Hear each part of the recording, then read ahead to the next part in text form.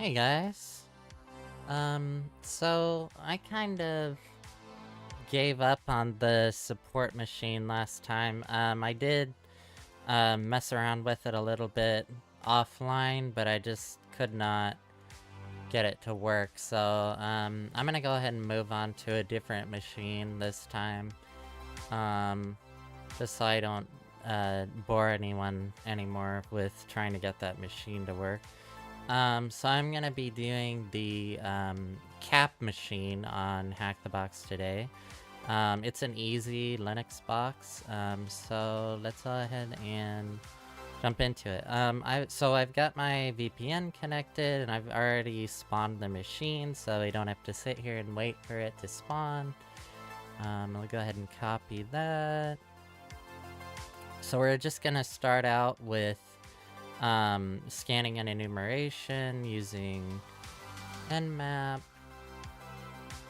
First, let me go ahead and, well, actually, let's see. Make a new directory and call it cap. cd into there. Then I'll add this to my host file.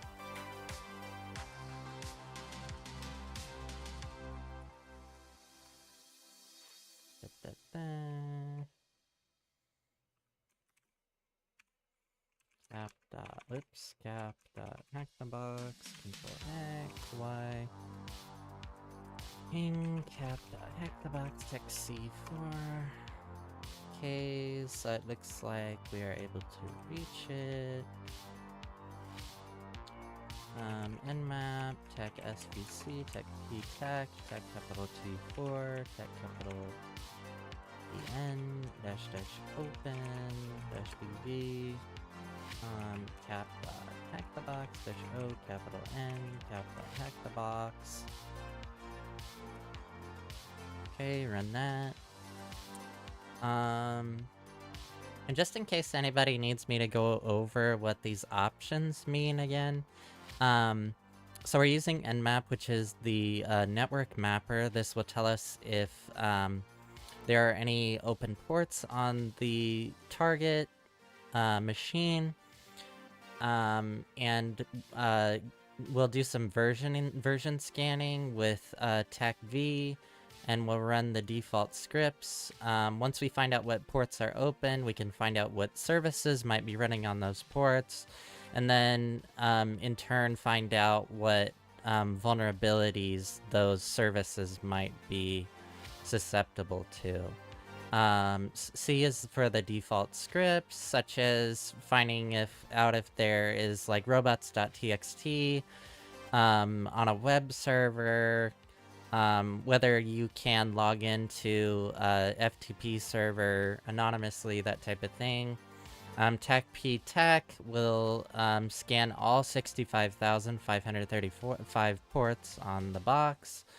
Dash capital T4 will do a relatively fast scan. Not the fastest, which is T5, but T4 is good for our purposes. Dash capital PN is for no ping scan, so we're basically, if ICMP was not allowed, say if it was a Windows box and it had the firewall turned on, then we wouldn't get any ping responses back. But this just basically says that we're assuming that our target is alive. Dash dash open will only show us open ports. TAC-VV is for double verbosity, so we can get as much information as we want. You could do more verbosity, but double verbosity is good for me. Specify our host name, and then we have the normal nmap output file, which we just, let's see. I actually wanted to call that cap.nmap, but I don't think it really matters. How many TCP ports are open? Is it just these 3? 22, 21, and 80? Let's just try 3 and before we get any further.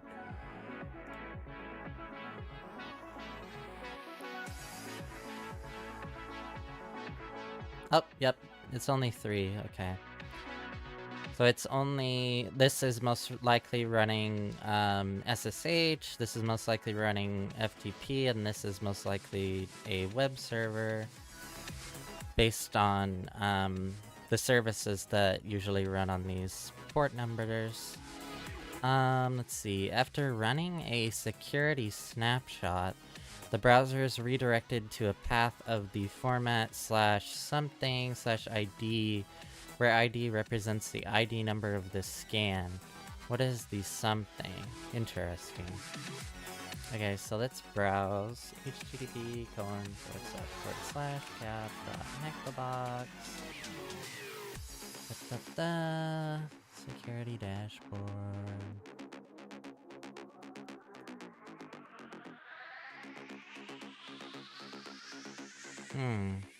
Looks like we're logged in as Nathan. That's interesting.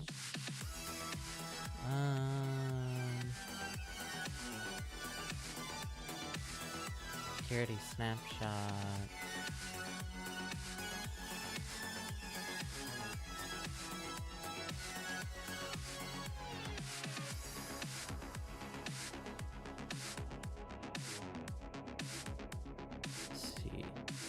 After running a security snapshot, the browser is redirected to a path of the format /something/ID, where ID represents the ID number of the scan. What is the something? Is it data?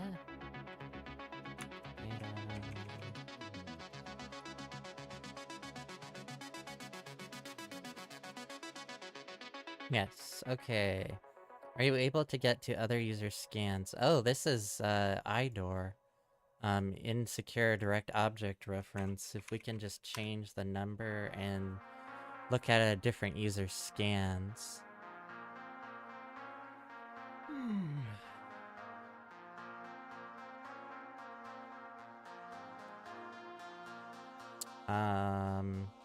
But I don't think we can do that.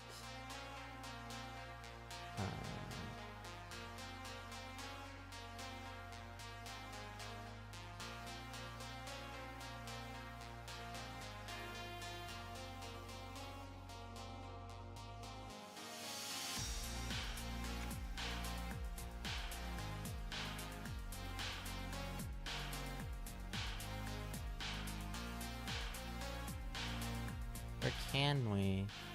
Let's see, these numbers seem to be different.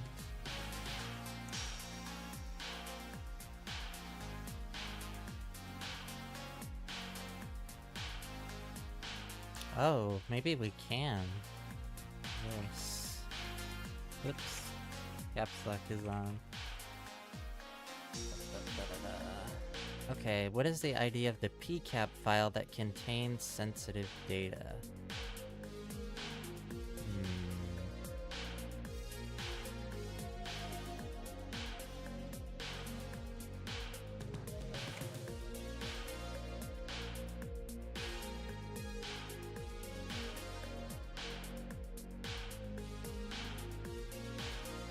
Could it be this one?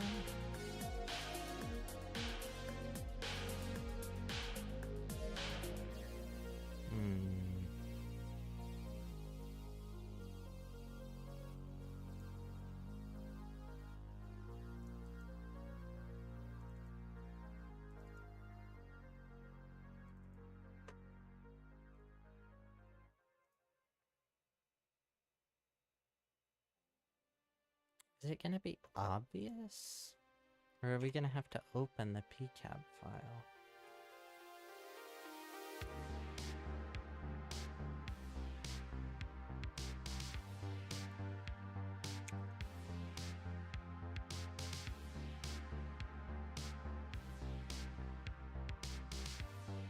Oh, there isn't a 3.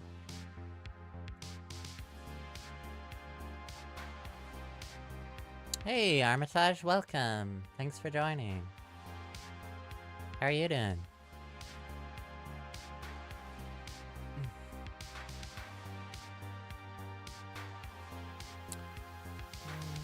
Let's see.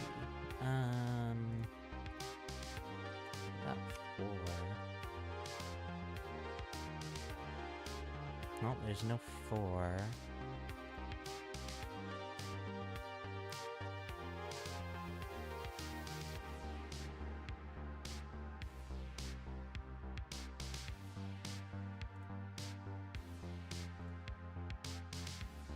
There is a 2. What about 5?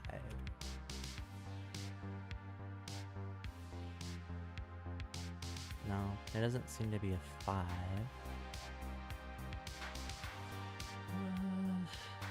What is the idea of the PCAP file that contains sensitive data? How are we gonna know that? Download PCAP files and take... okay, that's what I was thinking. We're gonna have to download the PCAP files to find out. Probably gonna need Wireshark to analyze the PCAP files then.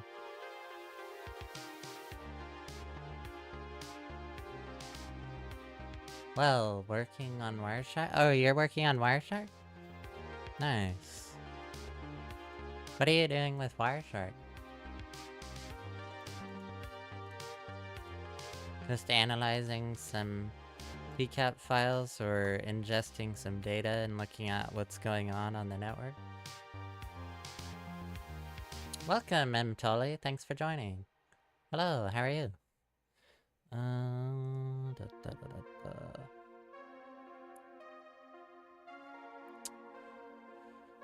Ooh. Let's see. So we have essentially... Okay, so we've got 0. Let's download 1. And then there's 2. I think... Is there a 3? I can't remember. Let's look at 2. There is a 2. Let's download that.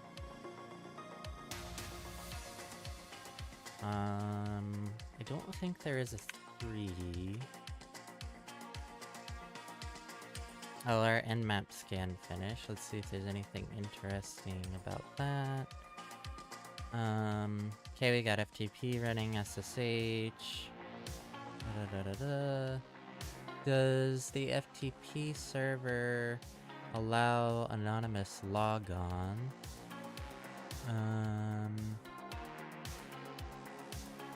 Okay, here's our web server. Server Gunicorn. Interesting.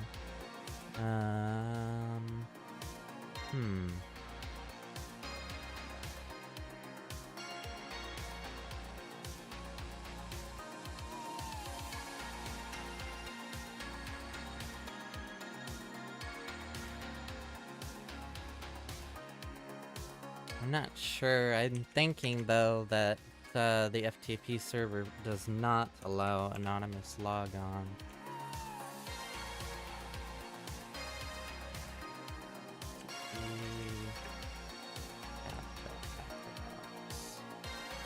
Anonymous.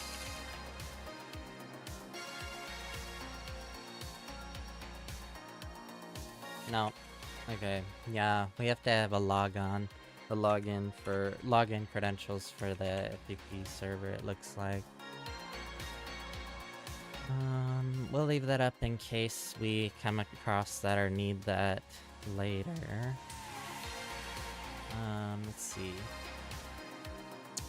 I'm learning how to ensure I'm actually capturing packets. Strangely, nothing is on the network.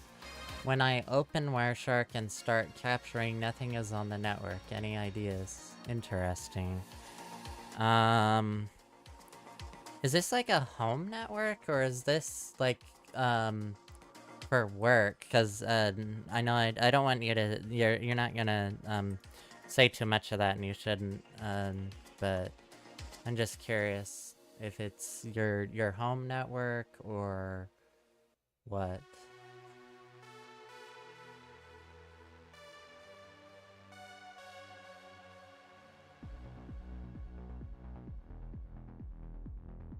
HomeNet. I'm only doing stuff on my own property. Ah, okay.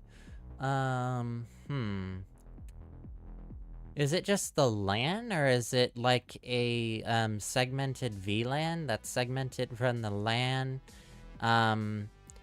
Maybe is it like a totally isolated network that not even the hosts on the network can communicate with each other?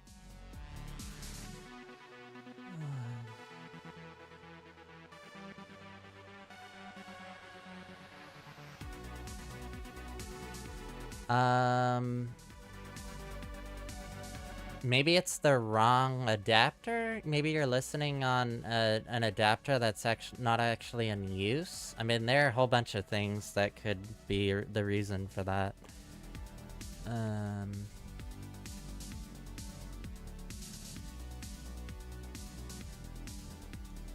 Is there a 4? I don't think there's a 4.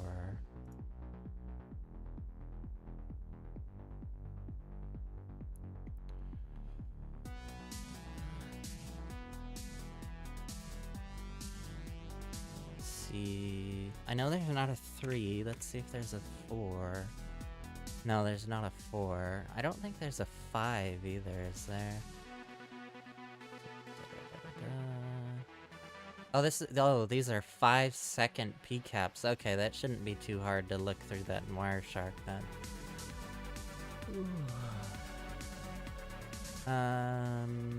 Let's see. I'm pretty sure there's no 5. So I think we have 3 or 4 PCAPs. Let's see.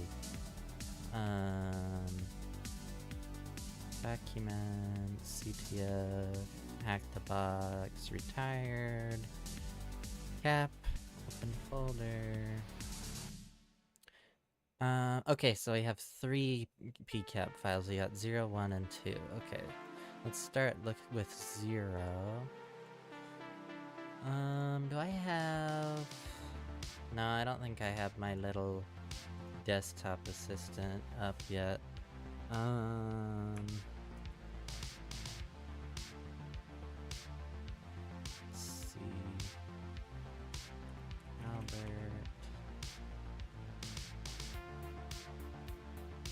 Oh, okay.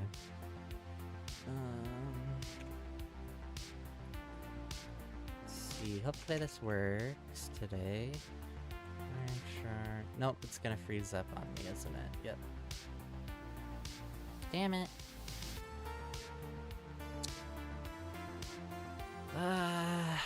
Every damn time.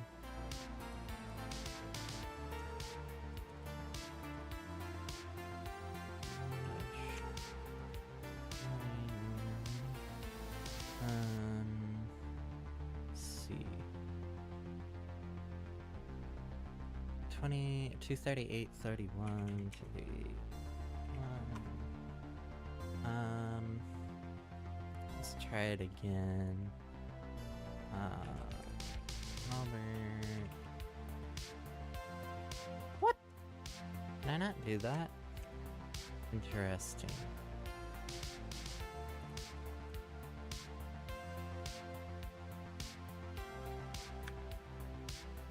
Come on, Albert, work this time. Okay, there we go.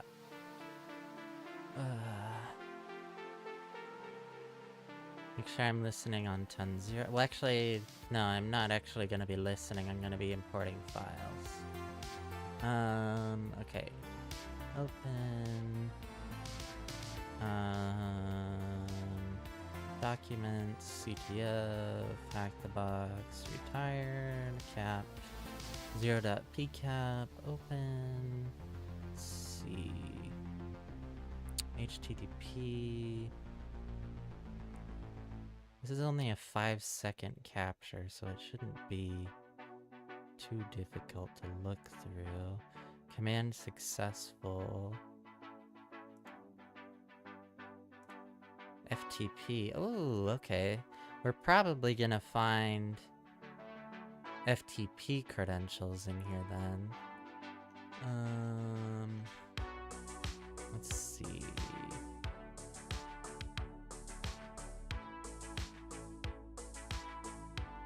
Maybe we should just look at FTP for a second. Here comes the directory listing. Let's see. Oh, user Nathan. Oh, wow, this was easy. Okay. User Nathan, pass, bucket, hat, form, 3, exclamation point. Ah, okay. Well, that was easy.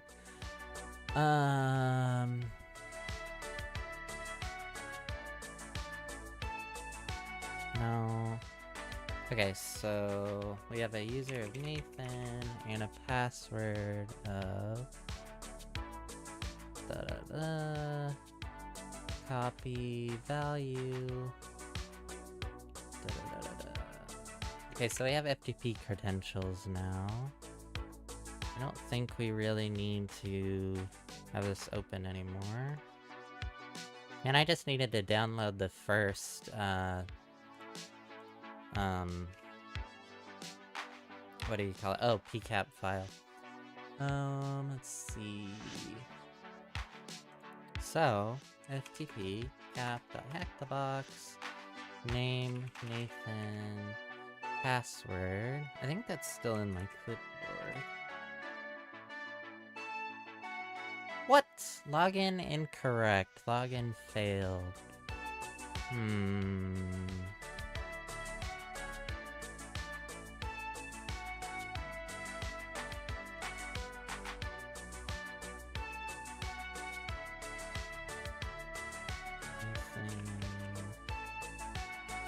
Password.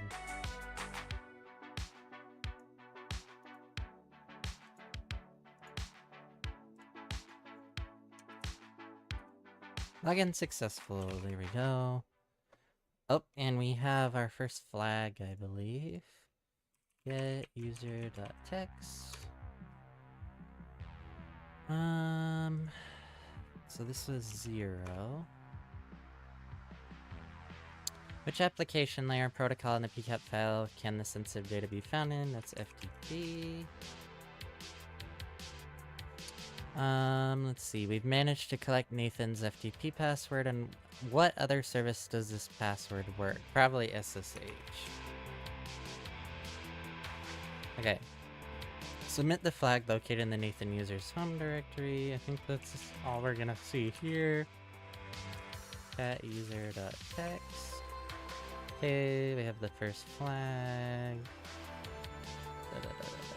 Paste, submit. Make a new tab for SSH. 1, 2, 3, 4, 5. SSH, Nathan, app.HackTheBox. Yes. Oh shit, that's not gonna be the right password because that is going to be the flag that I just submitted. Copy. And we're in. Woo! Let's do sudo tac-l first. Password. User Nathan may not run sudo uncap. Okay, I didn't think that would be quite that easy because getting here was very easy. This was a piece of cake, it really was. Okay.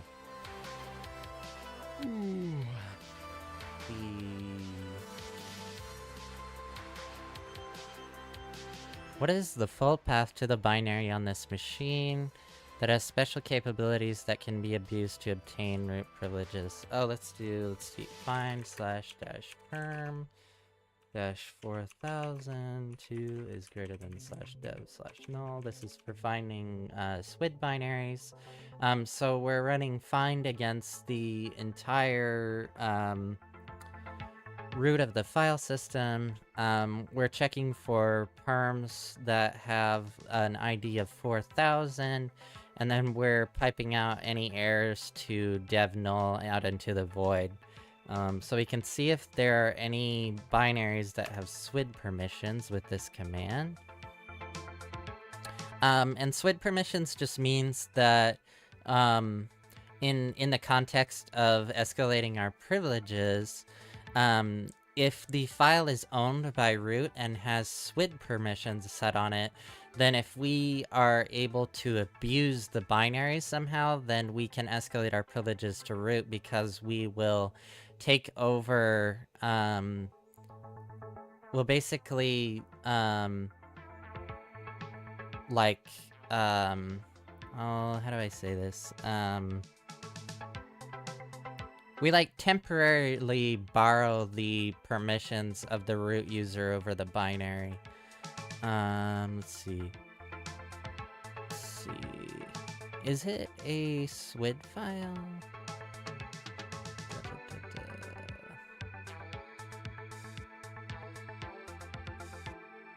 Does anything look out of place?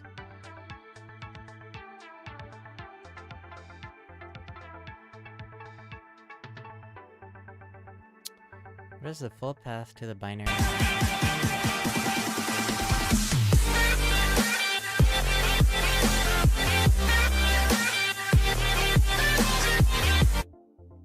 Gar7, thank you for the raid. With 44 Appreciate viewers. it. Hell yeah! Goblin life! Ah! Juicy Delicious followed your channel. Hell yeah! Goblin life! Ah! Just a Guy 1,234,567 followed your channel. Hell yeah! Goblin life! Ah! TSEC Guy followed your channel. Hell yeah! Goblin life! Ah! Enoxola followed your channel. Hell yeah! Goblin life! Damn, thank you for Gar all the new follows, 7 guys. followed your Appreciate it. Hell yeah! Goblin Was life! not expecting that today. That made my day. I won the prize followed your channel. Let's see. Hell yeah! Goblin life! So, Mr. Dant3 hey, hope you have a followed great your stream. channel. Gotta hop to a meeting. I'll be yeah! lurking. Goblin life! Sounds good. Ah! RDY2 Hunt followed your channel. Hell yeah! Goblin life! Ah! Hikari_LMC followed your channel. Hell yeah! Goblin life! Ah! 8BitBoy VT100 followed your channel. Hell yeah! Goblin life! Ah! Newbin_ followed your channel.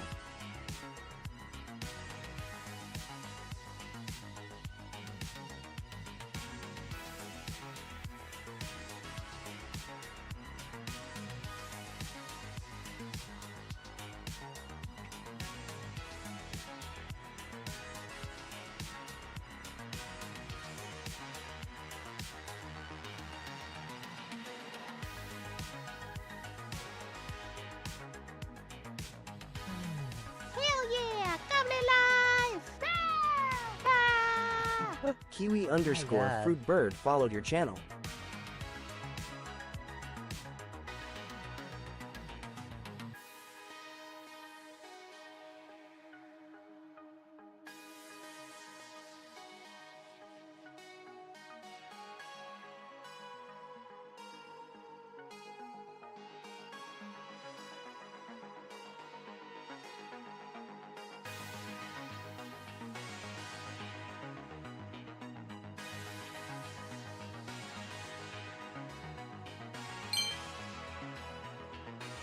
Gar_7 subscribed to your channel for 1 month.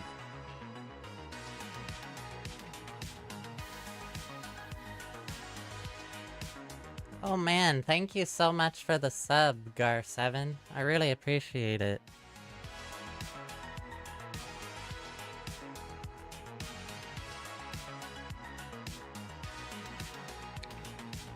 Thanks everyone for all the new follows.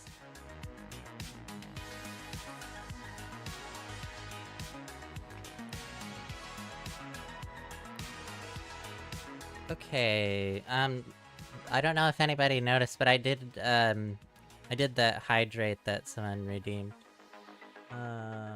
Forget who that was. Oh, just a guy 1, 2, 3, 4, 5, 6, 7.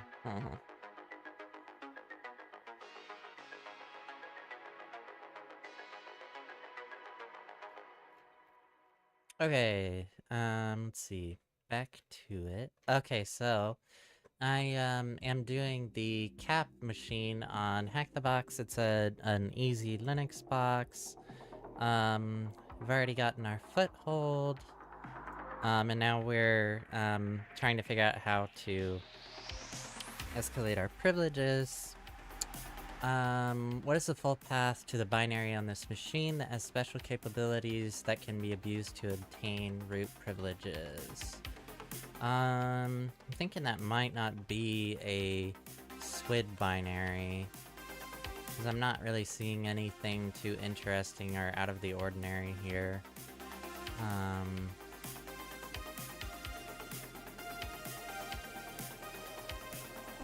I think PK exec can be abused, but you have to have sudo permissions in order to actually take advantage of that, if I remember correctly. So if we go to, let's see, GTFO bins, search for PK exec. Yeah, you have to have sudo permissions for that, and we do not have sudo permissions, so we will not be able to abuse that. Let's see, I think we should go ahead and run linpeas.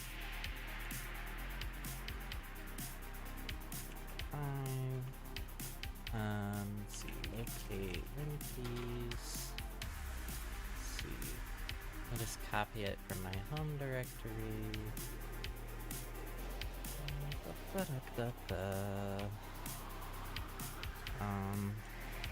Call this web server Python 3 techm http.server80. Host a quick Python 3 web server.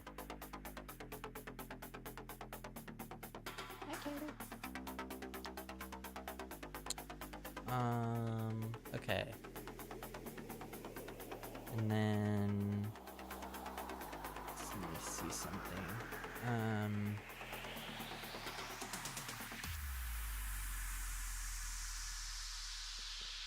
What? Oh, interesting. Okay.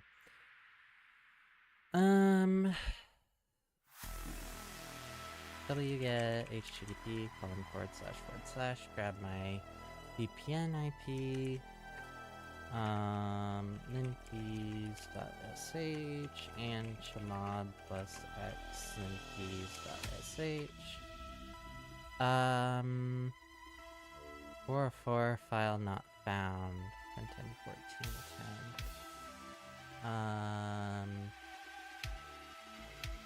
Did that not get copied? Did I spell something wrong?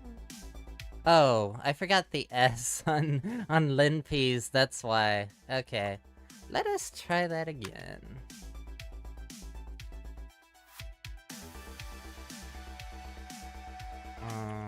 Silly me. There we go. That would work now.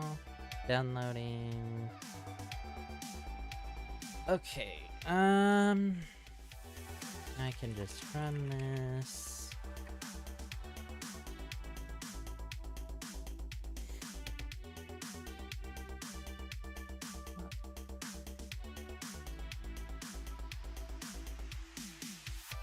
Asking capabilities, maybe Linux capabilities, yeah. What? Did I miss something?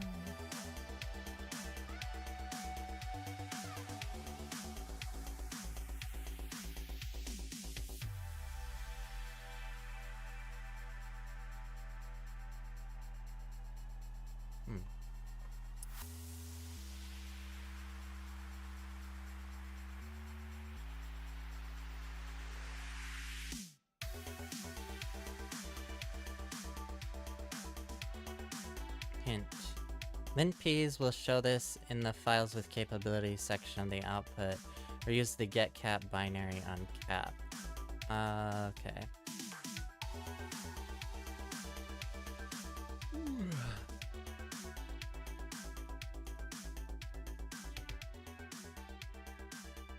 Oh, it's done. Oh, that's what he was saying. It's asking capabilities, maybe Linux capability. Oh, okay, that's what you meant by that. Gotcha. Let's see. What section did this say? Let's see, files with capabilities. Okay. I'm not too familiar with that section of linpeas. Let's see.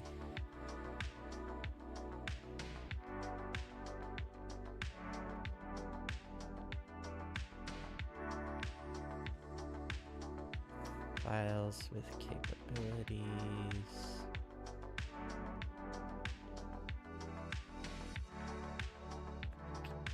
Well, couldn't I do this? Files with... Oh, there it was. Files with capabilities. There we go. Ah! User bin Python 3.8. Oh, set UID. Okay. Capnet bind service. Okay. / user bin Python 3.8. Okay. Copy. Close this.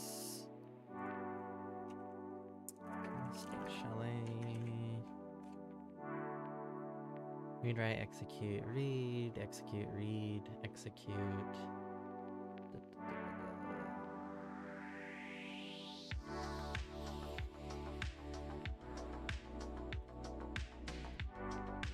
So what do I do with this?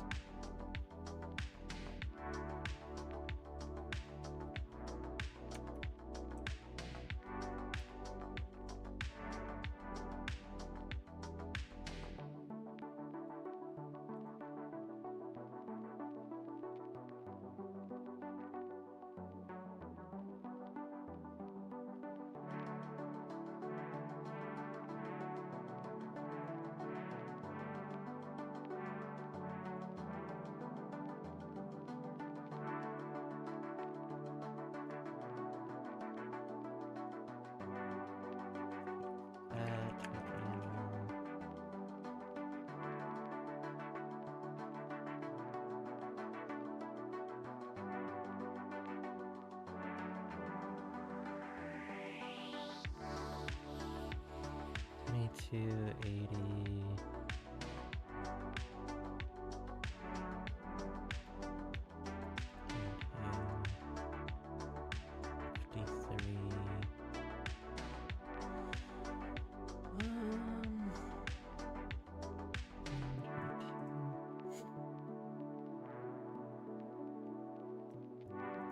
$35,557 on UDP. Oh wait, let's see. Establish.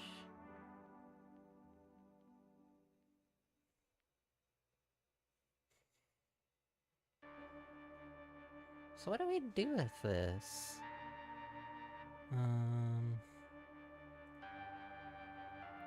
LinPs will show this in the files with capabilities section of the output, or use the get cap binary on cap.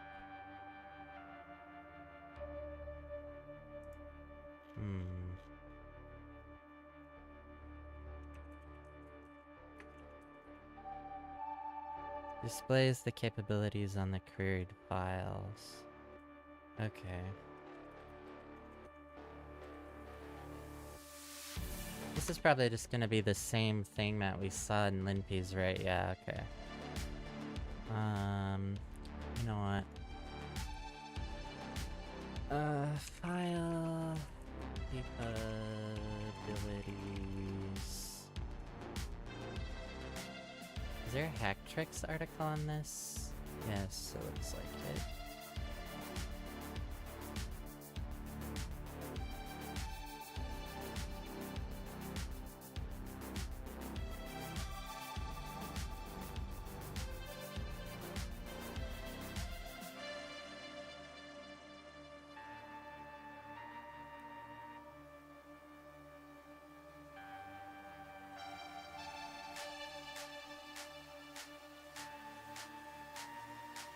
Linux capabilities divide root privileges into smaller distinct units, allowing processes to have a subset of privileges.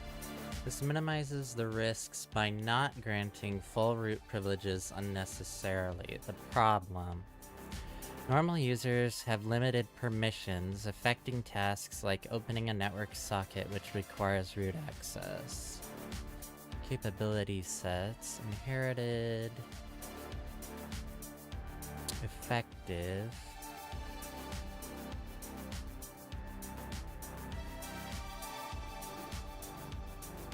What does this say? Try getting a shell with using Python like we do to get a stable shell. But first, I will suggest you to learn a little about Linux capabilities on HackTrax or any other source. Oh, okay, looks like I'm on the right track then. Sweet. Thanks 8-bit boy. Let's see.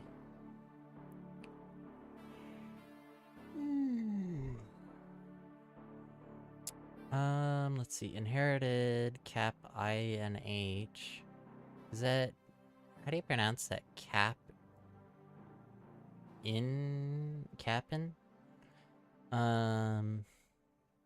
Or is it just cap INH?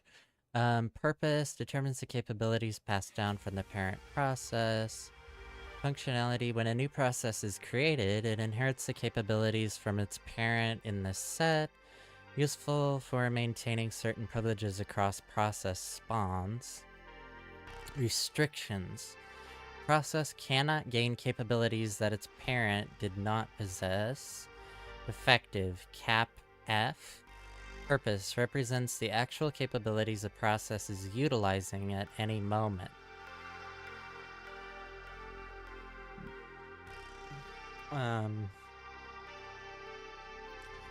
Functionality.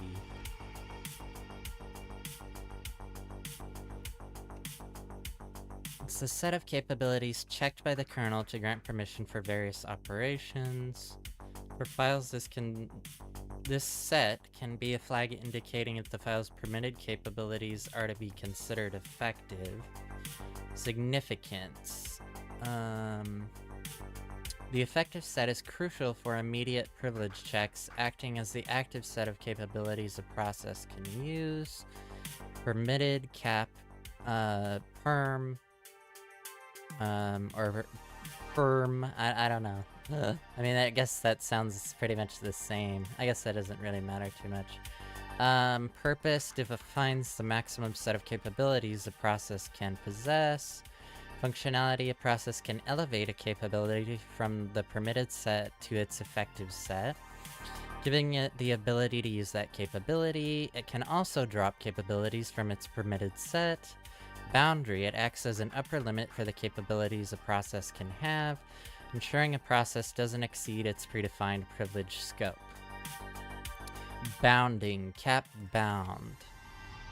Purpose puts a ceiling on the capabilities a process can ever acquire during its life cycle. Functionality: even if a process has a certain capability in its inheritable or permitted set, it cannot acquire that capability unless it's also in the bounding set.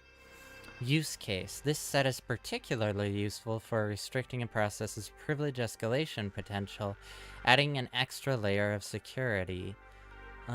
Ambient, cap am. Man, well, I guess there aren't that many. There are only 5 of these. Let's see.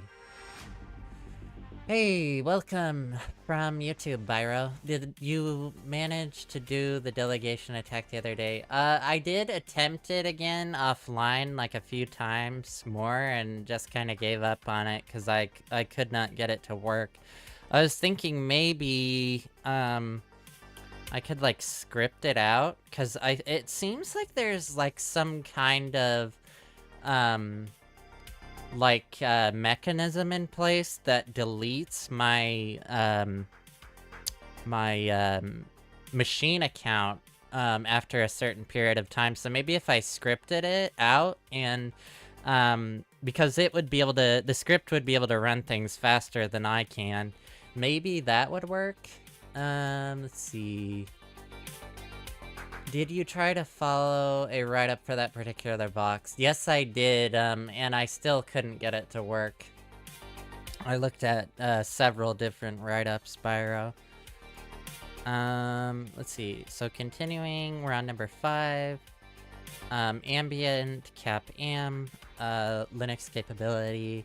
Purpose: allows certain capabilities to be maintained across an exec VE system call, which typically would result in a full reset of the process's capabilities. Functionality: ensures that non-SWID programs that don't have associated file capabilities can retain certain privileges.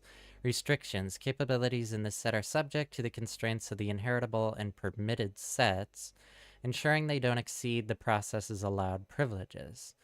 Code to demonstrate the interaction of different capability sets might look like this. Note, this is pseudocode for illustrative purposes only. Define manage underscore capabilities process if process.has underscore capability cap underscore set pcap. Process.add underscore capability to set cap perm new capability process.limit capabilities cap bind. Process.preserve capabilities across exec ve cap am.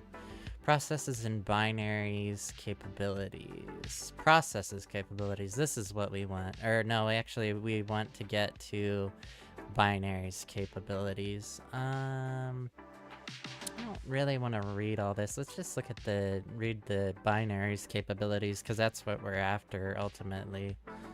Okay. Let's see. Shocking. Maybe the HackTheBox Discord could help. Yeah, that's possible, Byro.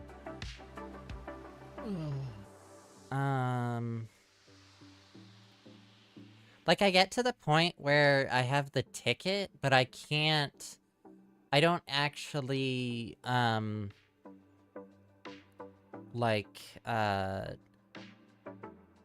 context doesn't change to the administrator user for whatever reason, even though it says that it imports the ticket. And I tried it with PSExec as well, like some examples show, but I still couldn't get it to work even then. Let's see.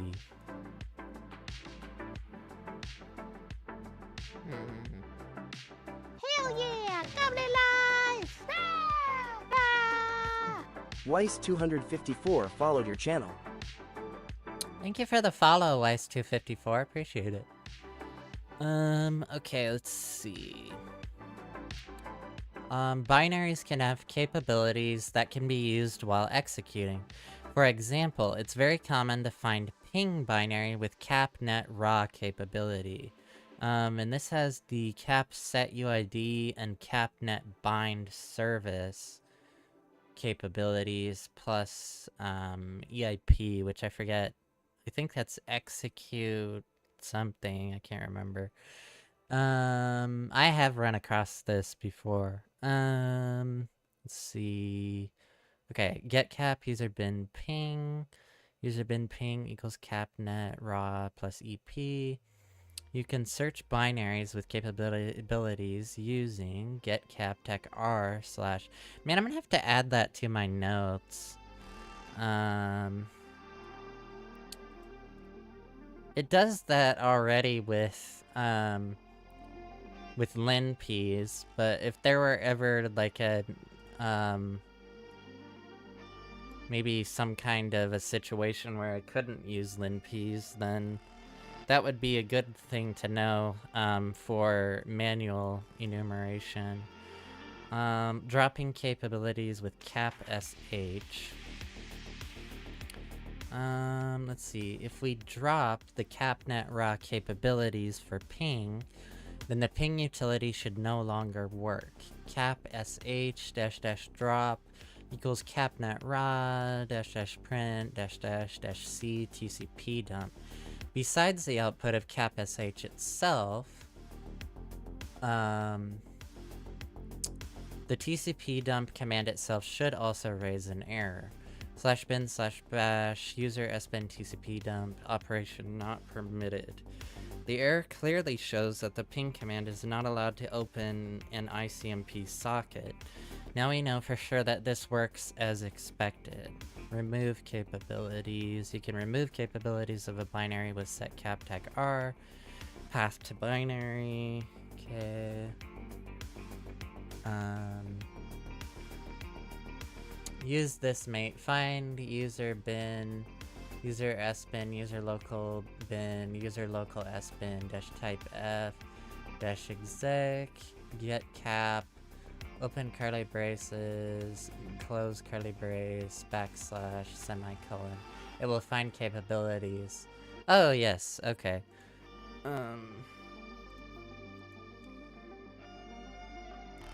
apparently if you use this getCap binary with recursive on the root directory and pipe out the errors to dev null, you can get the same thing. But I do like that find command for it as well, Byro. Thanks for that. Let's see. No, use my command, it's better. Oh, but I've already figured out what binary we're looking for that has Linux capabilities set on it. So I don't really need to do any more enumeration at this point. Let's see. User capabilities. Oh, there's not a whole lot to binaries capabilities. It's Python, yes? Yes. It's Python 3.8. Yeah. And it has these capabilities set on it. Cap, set UID, capnet, bind service, and plus EIP.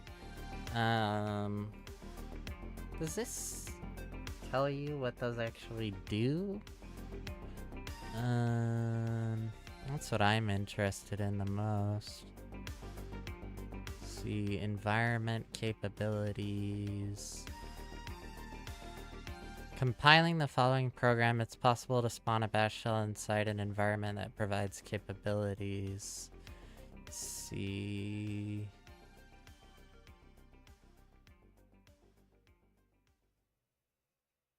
Test program for the ambient capabilities. Compile using GCC.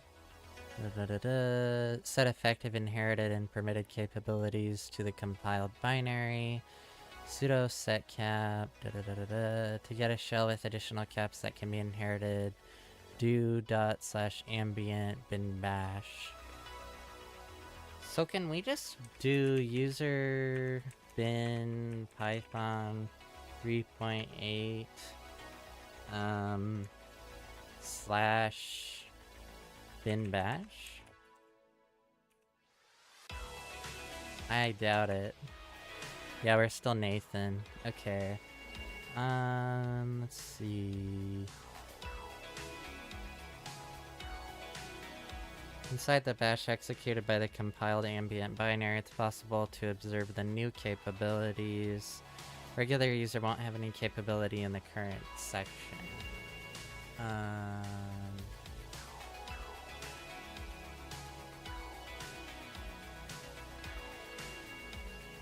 Hey, welcome, Fixit. Thanks for joining.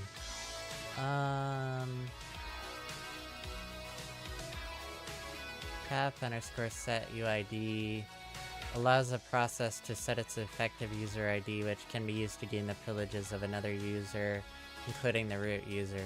Ah, okay.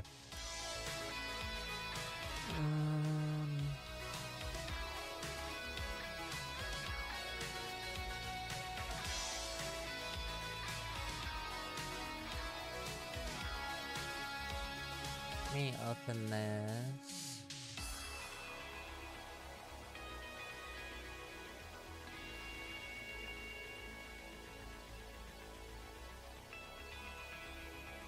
Oh, this is just the man page for capabilities, okay. Oh, okay, this actually, okay, gotcha. Let's see.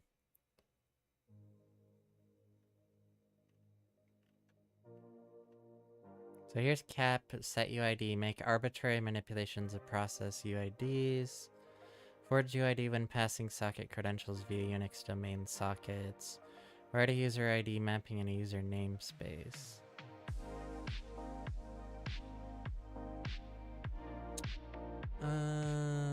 See how you can use those capabilities using Python to privesc. Can you just write a Python script and exploit its features by running the script? They are listed there. Create a Python script with os.setuid0 in it and run it. Don't forget to import OS.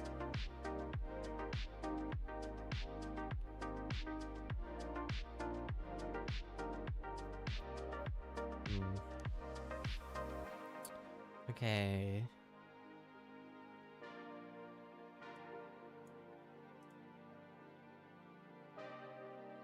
Make arbitrary manipulations of process UIDs. Record UID when passing socket credentials via Unix, domain sockets, write a user ID mapping, and a user namespace.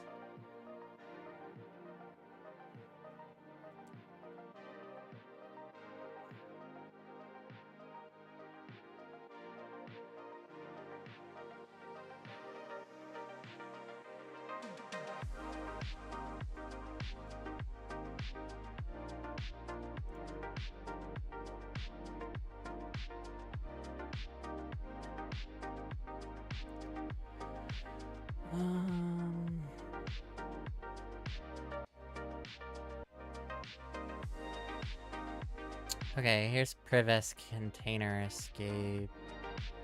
Capabilities are useful when you want to restrict your own processes after performing privileged operations.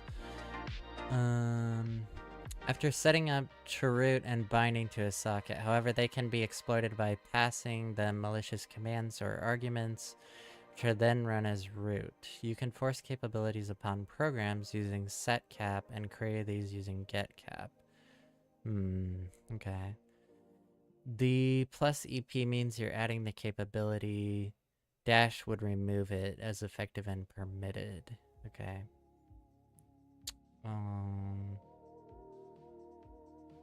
What is I, though?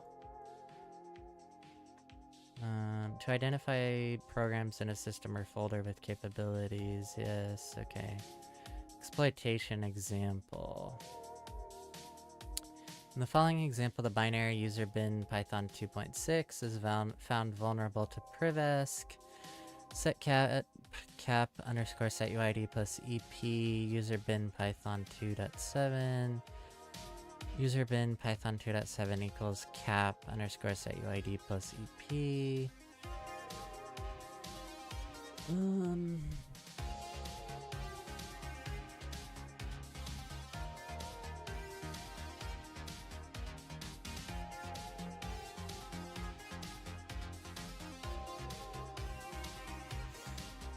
Yep, I meant like a tip to look on a site, not a solution. Ads now.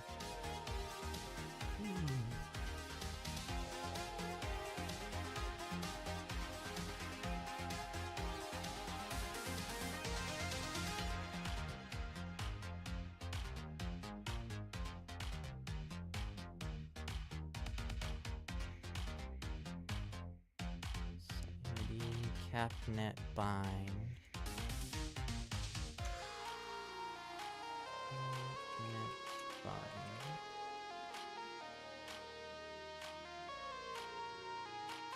Yep, I meant like a tip to look on a site, not a solution. Ads now. Oh, are you considering this to be a solution? I don't consider doing research like this, like using hack tricks to be the solution, because I'm not actually looking at a write-up. Even though this might be applicable to this, I don't really consider that to be a solution.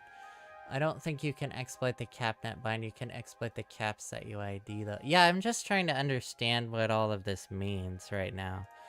Capnet bind service.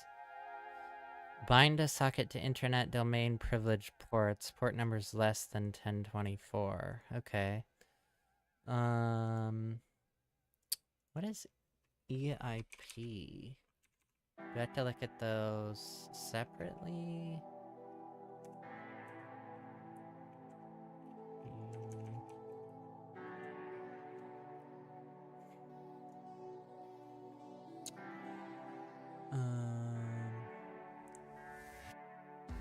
Oh, I agree. I just asked if you wanted a hint. Oh, okay, yes, I do appreciate the hint. Fix it, thank you. All it is capabilities. They're given to files so they can run at a yes, but I'm trying to understand what they actually do. Let's see, you have the set UID privilege on Python, so just create a script that uses set UID in Python and run it for root, bro. Why are you giving me so many hints? It's like you're just wanting me to get through this.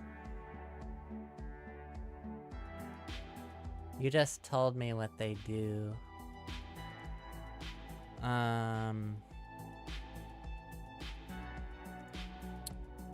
Yeah, I'm just trying to understand it better. How do I find out what EIP does? And why doesn't it list the capabilities on here? Oh, it does, doesn't it? Okay. Just have to scroll down a little bit, I guess.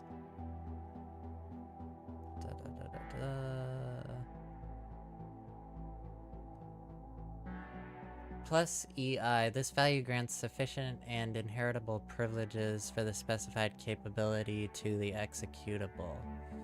This allows the executable to perform the actions that the capability allows, and child processes spawned by the executable to inherit the capability and perform the same actions. Where did you find that, Byro? Or do you just have all this stuff memorized?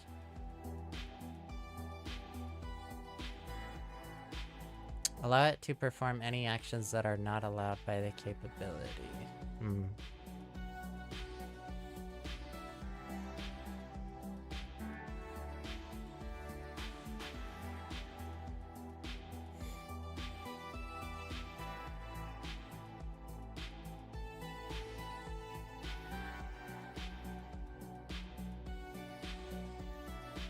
HackTheBox Academy, mate. I can pass you the module if you'd like. Oh, okay.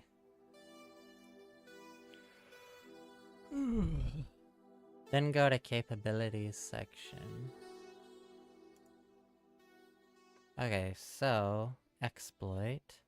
So we've already got the capabilities set, so all we have to do is exploit now.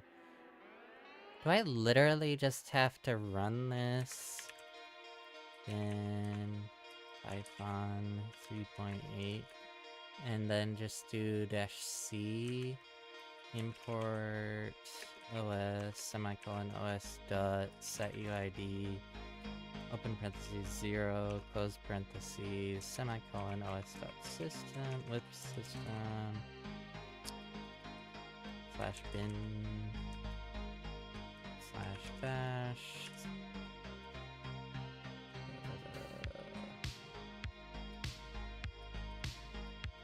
Wow, that was easy. Damn.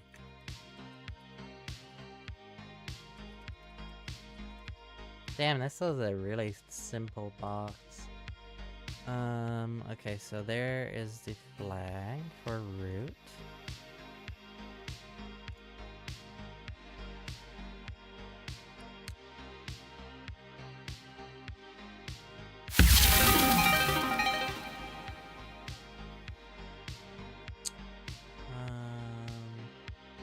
I think you were confused about the EIP and EP part. I wasn't really confused about it, I just didn't really know a whole lot about it. And I just wanted to understand it better. Okay. Just say very easy for that. Yay, another box pwned on HackTheBox. Okay. Kill this.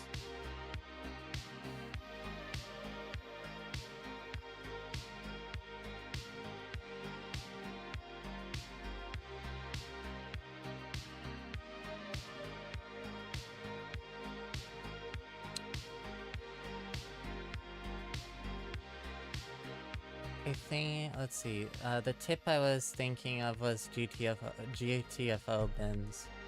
A lot of great stuff there. I did look at GTFO bins, but I don't think that really helps us in this case, does it? Maybe I'm wrong. Oh, let's see, capabilities. Python. Shell. Reverse shell, file upload. Oh, okay. I guess this does list capabilities here. I've never actually used GTFO bins for capabilities. Yep, there we go, right there. Oh wait, this doesn't... Oh, right here actually. Not that's sudo. Oh, okay, yeah. It tells us right here. Okay. Let's see.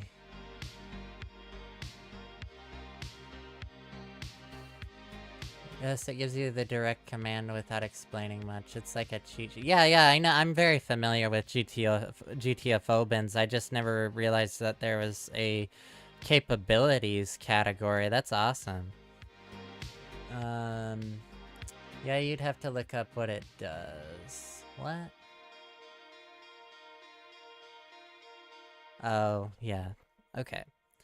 Alrighty.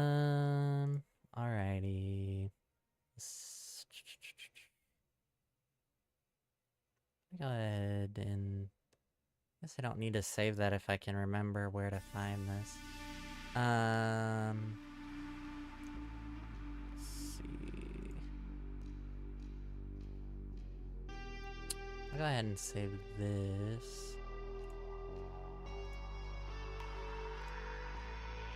Okay, I can go ahead and exit out of here now.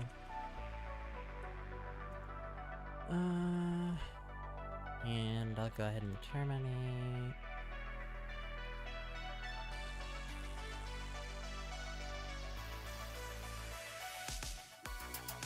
Let's see.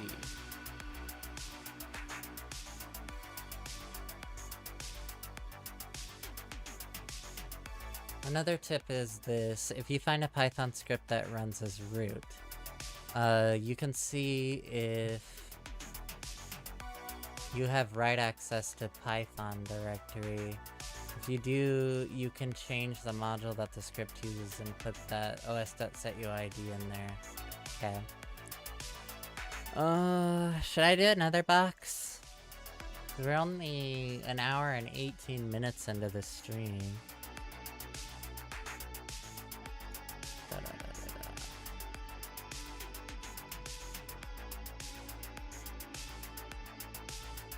Actually, you know what? Let's take a quick break, because I need to run to the restroom. Real quick.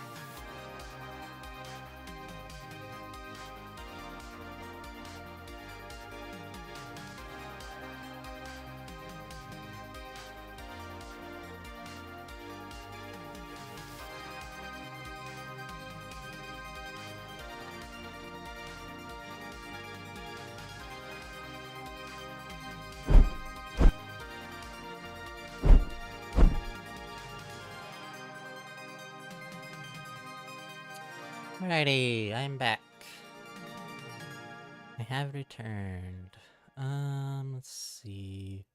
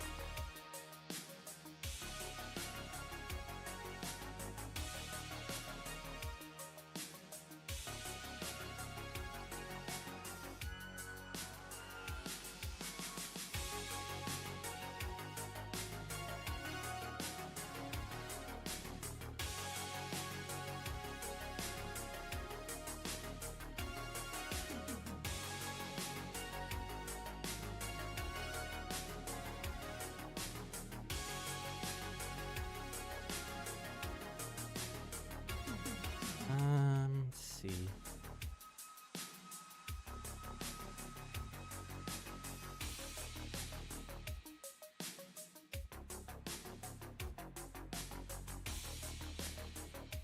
Do we do broker? Let's do broker.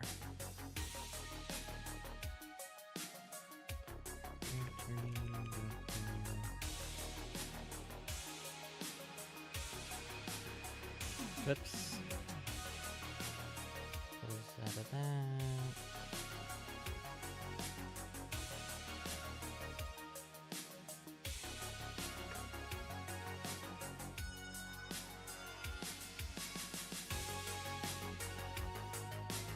Machine is spawning.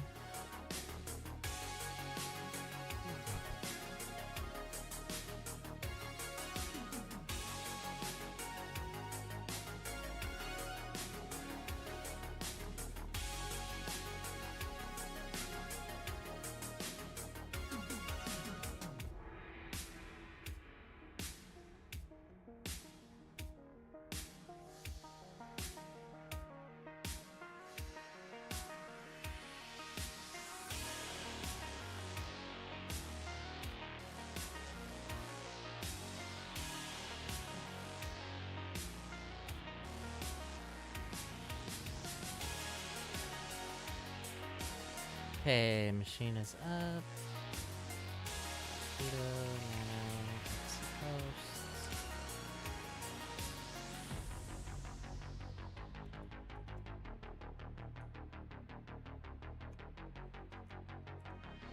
Add this to our host file. Let's see, broker, the HackTheBox. X, Y. Okay, so we're gonna start off with scanning enumeration, using nmap again. Just change a few things here. Nmap.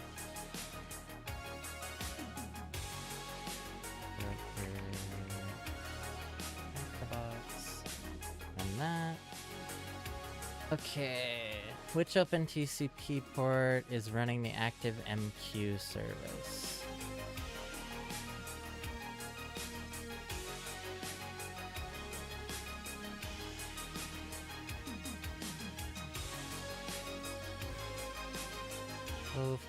So far we have port 22, port 80, and port 61614. 61614. Is it that? Nope. Okay, it's a different port then.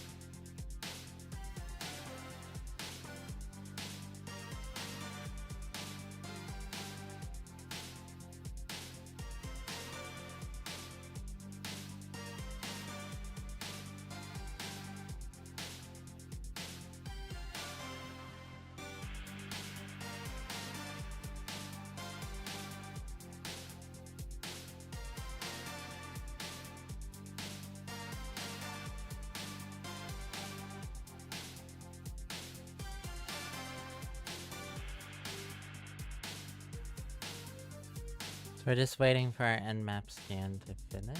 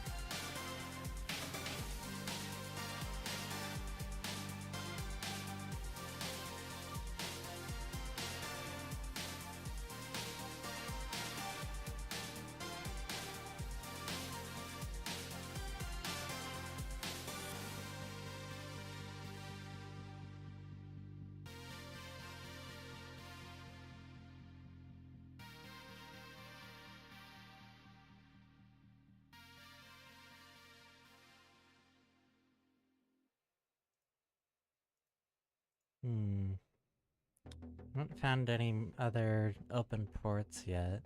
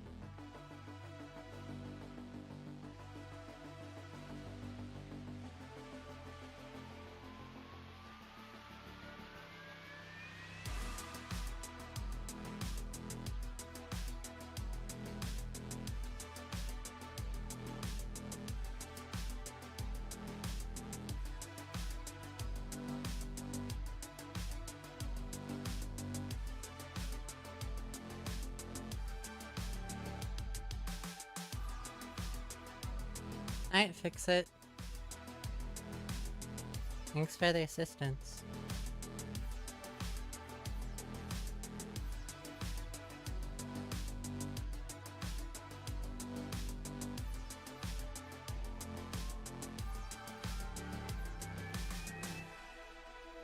Be right back. Something weird is going on.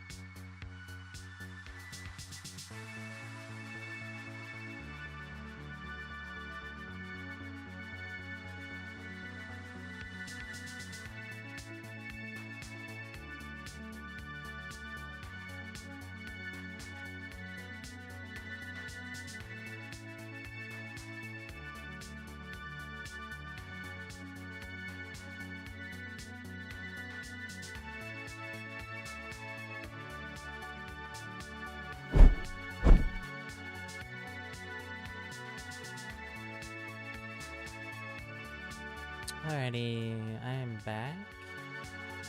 Okay, so we have another port open, 8161. Probably gonna be that. No? What?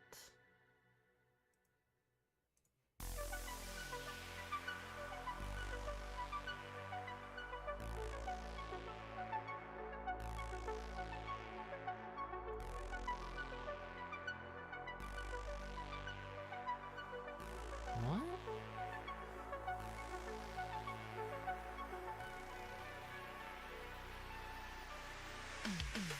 Oh, is it just port 80? No? The shit? It's not 8161?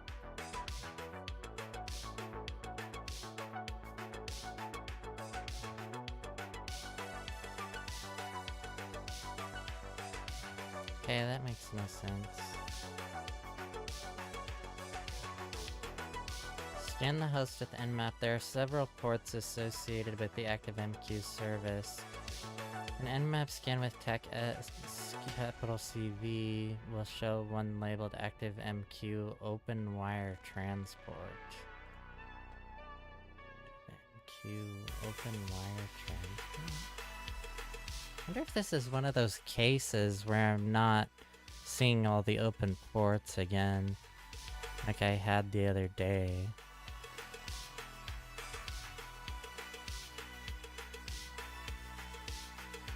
So I've tried 80, 8161, and 61614.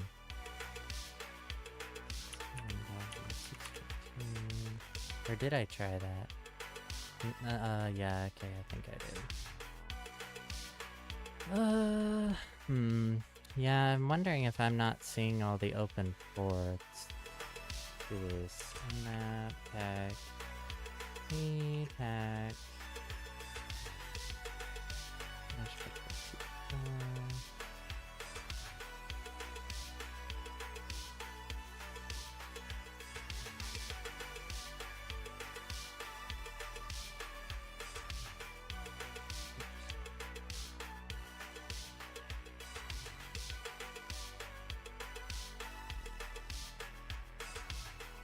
Let's try this.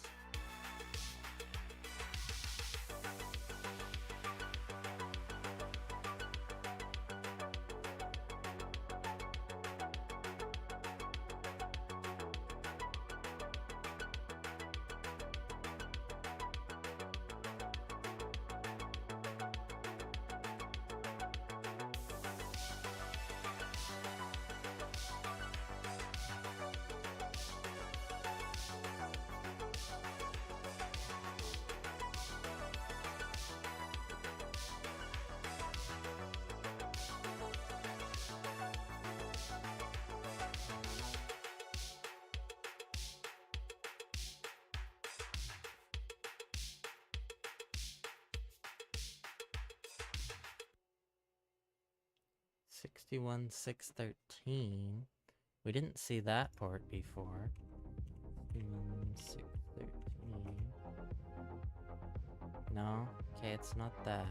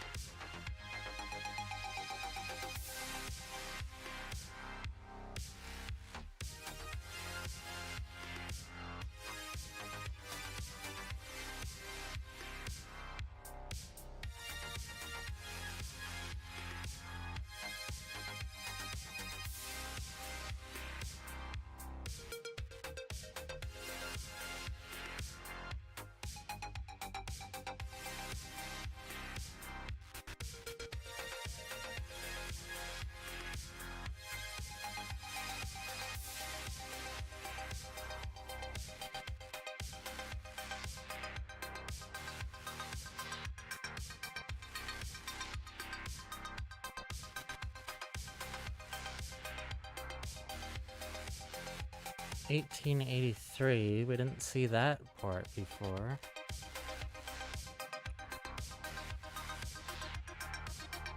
Nope, that's not it either.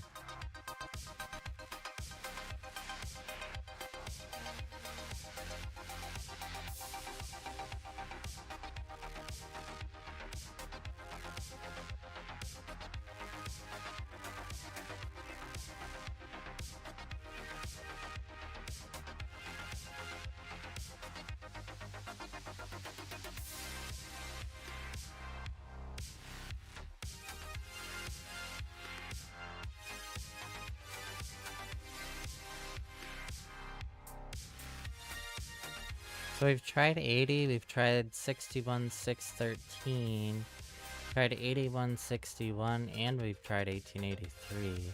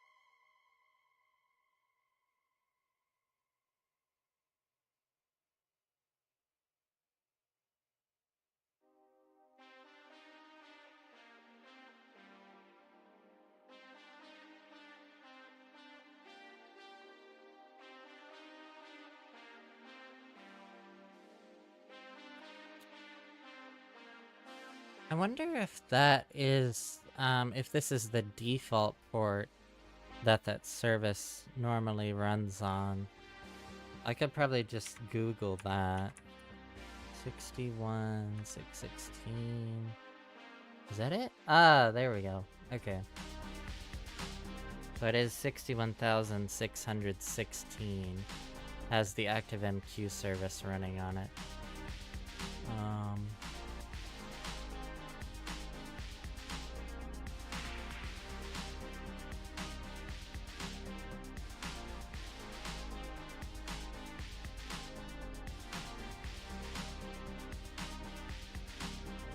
I think I should leave this running though, because we're still finding new ports that are open.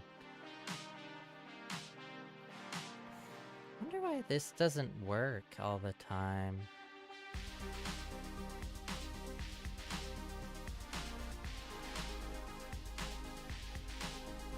This seems to find a lot more open ports than just running this command altogether.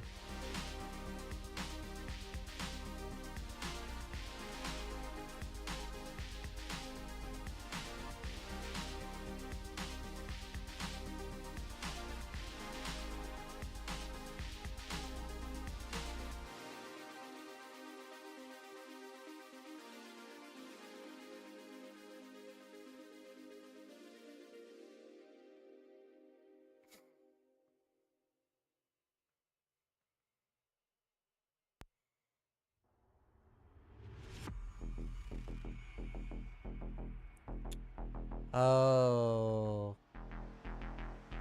The box may not have booted up fully. Oh, okay. That is a possibility, Pebble. Also run nmaps with sudo for faster and stealthier scans. It gives access to raw sockets and doesn't need to complete the full TCP hinge. Oh, okay. I did not know that, Pebble. Thanks.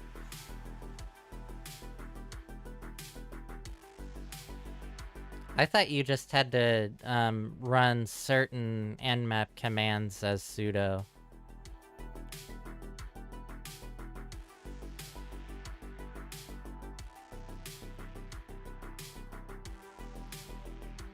Oh, you just learned that one recently? Nice.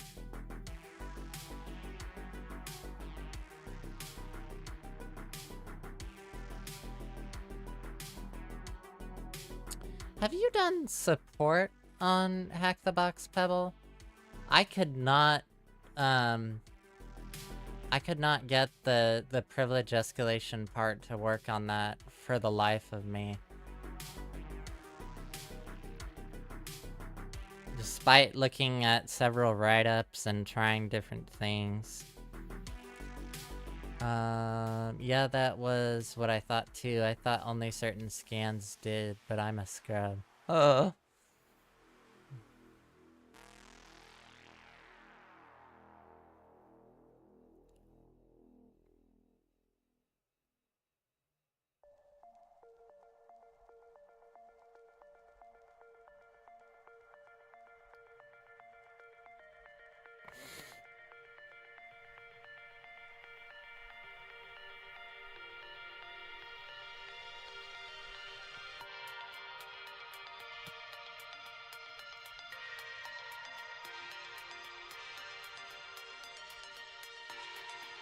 It probably wouldn't make sense to stop the Nmap scan at this point and then run it again with sudo, would it?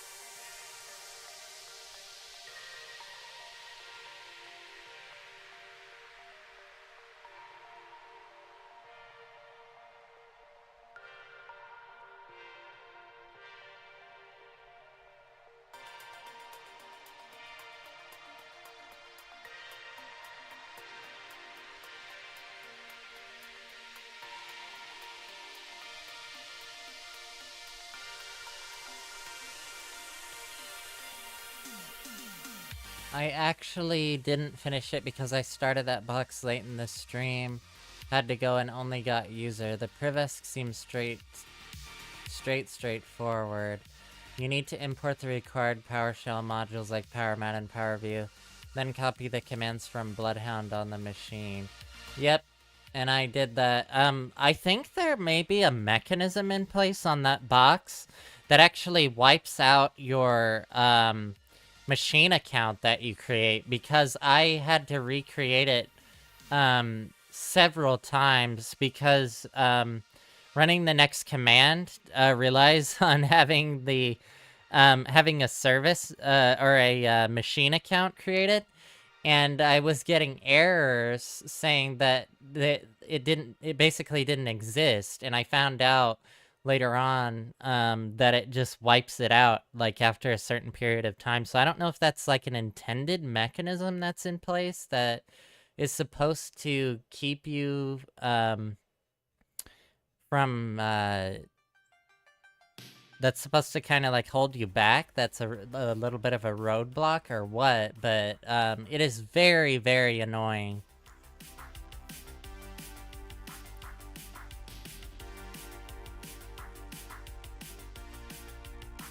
Probably just to make it so you can have multi-tenant.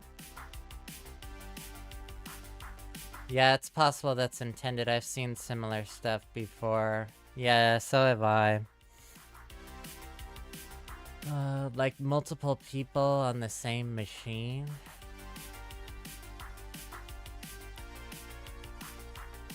I think it's just HackTheBox fuckery, really, to be honest with you. Okay, so I have all of these open ports now. So now let's do sudo nmap tech p 22. Well, we don't need to do 22 and 80. We'll just do 1883. 5672, 5672. Oh, and I want to do hack SVC 5672 81. Let's see, 8161 42765 42765 61 613 61 613 61 614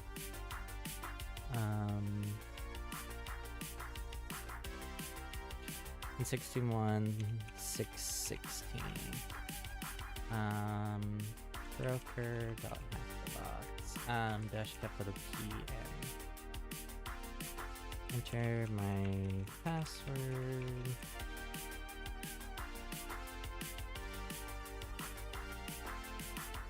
Oh, I didn't run that with double verbosity, but I think that's alright. Let's see. Oh. Anyway, gotta go eat dinner. Good luck on the machine. Oh. Have a good dinner, Pebble. Maybe I'll see you later.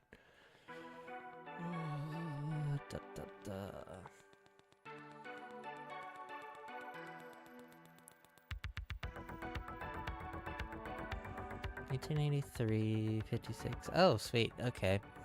Man, that was really fast. Okay, let's see. 1883. Topics and their most recent payloads. MQTT subscribe. This is an API, isn't it? Let's see. 5672 AMQP question mark. Not really the nmap isn't really quite sure what exactly this is. 8161 Jetty version 9.4.39. This 42765 TCP wrapped. Apache ActiveMQ on 61613. 61614 Jetty 61616 ActiveMQ open wire transport. Okay, and that's what we're interested in. Okay, let's see. What is the version of the ActiveMQ service running on the box?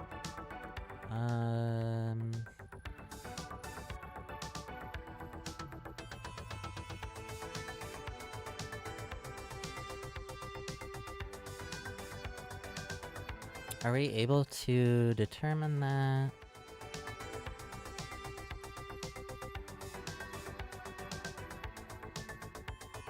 Is it this Jetty version?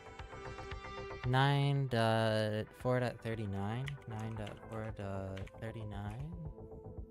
No, okay. It's not that.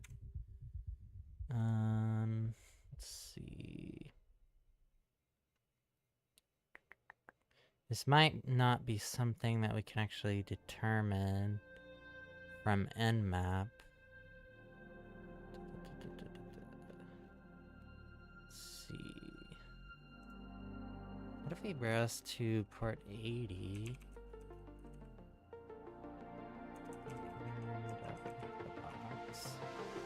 Oh, you have a login form.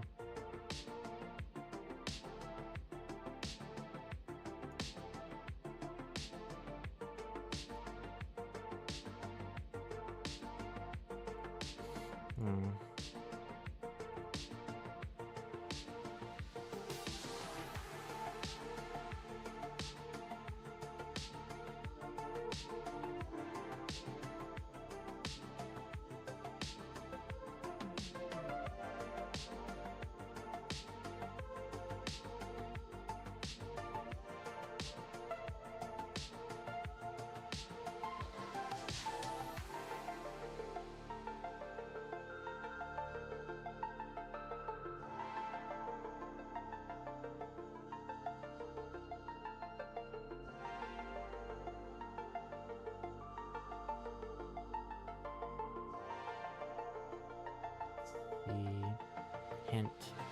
The attack S flag in Nmap will show this. It's also possible to guess the username and password for the website and see it there. Okay, maybe it's admin. Let's see. Broker.HackTheBox.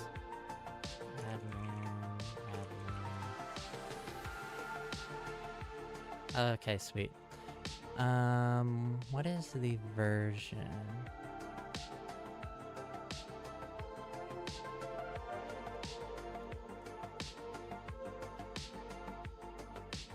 Documentation?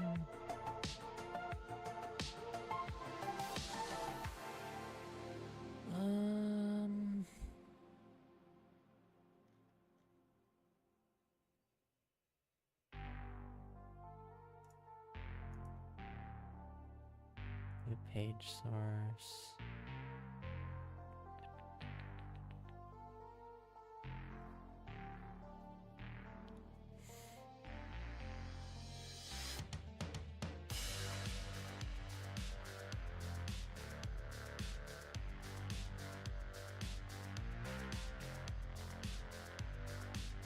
Oh, that's not.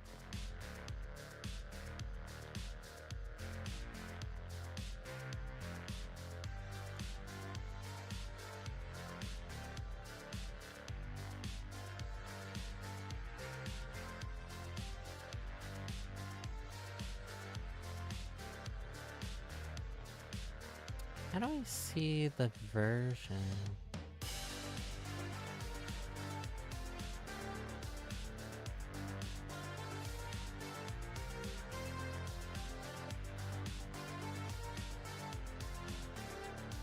Oh wait, maybe it was up here. Is it 1.18.0?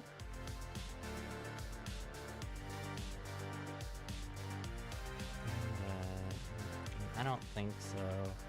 That's Nginx.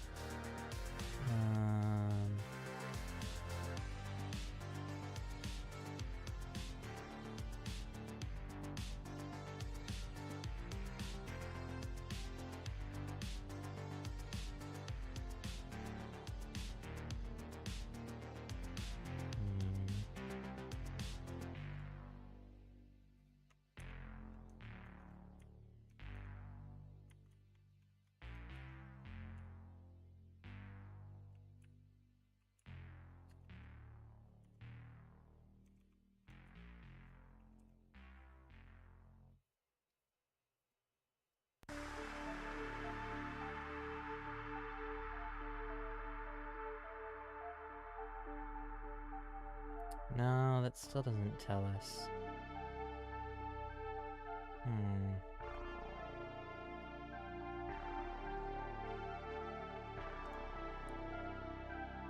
Here's a demo. It's just Jetty. It's not actually telling us what the active MQ version is.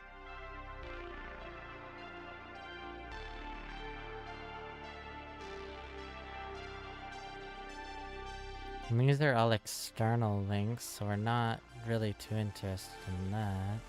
Oh, here's an admin. Maybe this will tell us what version we have. Aha! Here we go. 5.15.15. That must be it. Oops.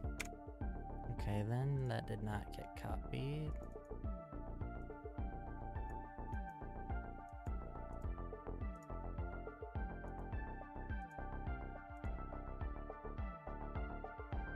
There we go. Okay.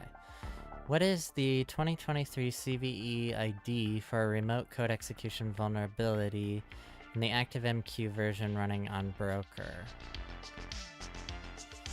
ActiveMQ.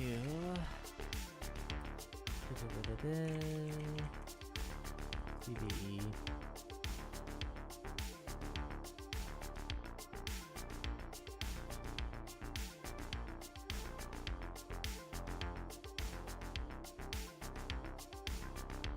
Is it this?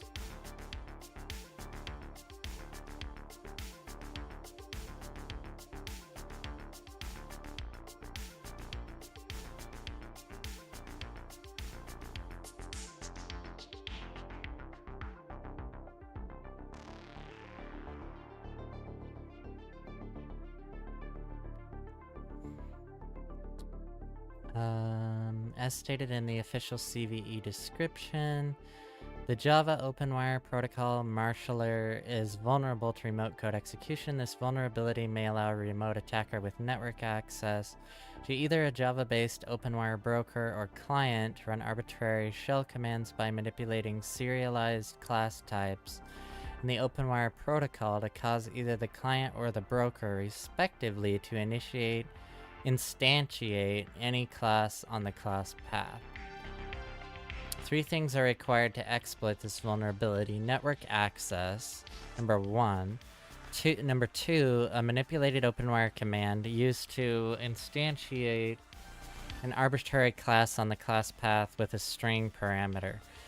Number 3, a class on the class path which can execute arbitrary code simply by instantiating it with a string parameter.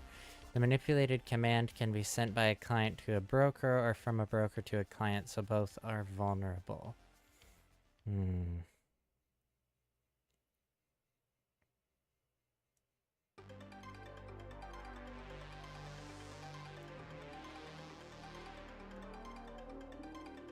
Is it this 2023 CVE? Probably, right?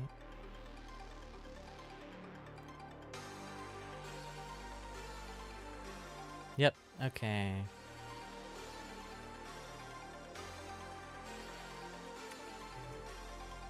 No.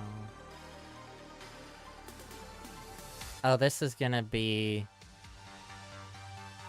the ActiveMQ service account. Okay.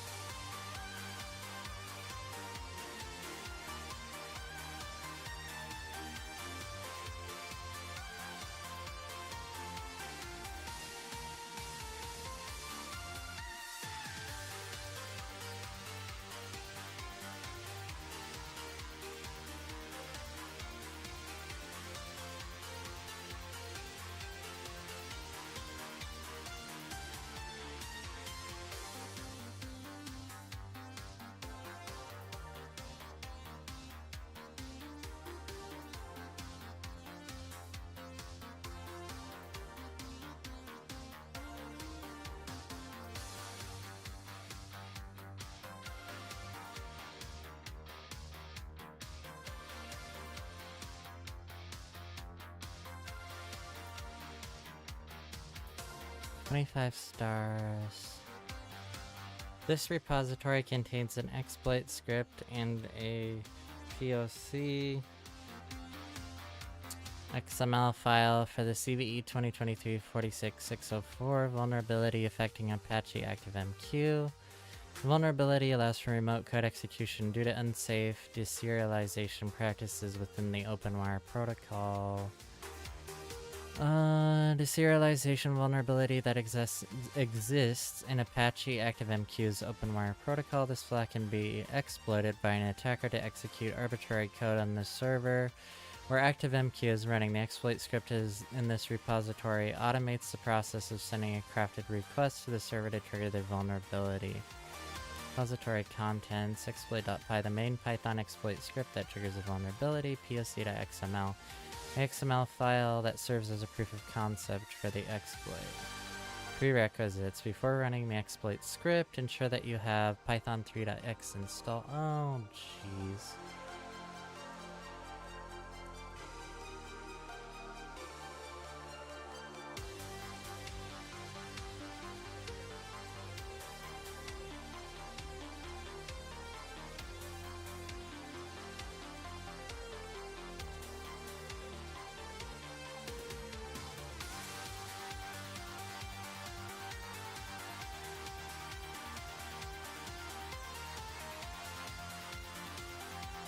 Before running the exploit script, ensure that you have python 3.x installed on your system, network access to the vulnerable ActiveMQ server, the URL to the poc.xml file, which should be accessible by the target ActiveMQ server. To use the exploit script, you need to provide the IP address of the target ActiveMQ server, the port number, default is 61616, and the URL to the poc.xml file.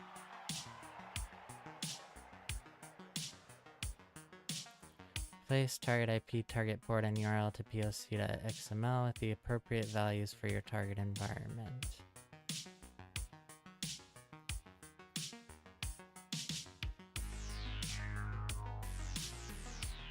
Had another one. Have this one as well.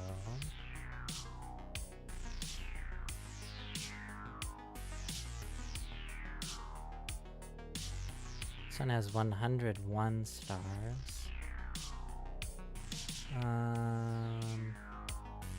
This exploit builds upon the foundational work available at... We have further developed the technique to achieve a reverse shell utilizing the Metasploit framework. Usage. Import manually change the IP address 0000 on line 11 in the XML files with the IP address where the payload will be generated. If you follow the below commands, it will be your listener IP address. Also, IP of hosted XML file will be your listener IP address for Linux Unix targets. Git clone MSFN Python 3 for Windows targets. Usage of ActiveMQ RCE.exe, iString, ActiveMQ server IP or host, tech string of MQ server port default 61616, tech string spring XML URL. Show to endor.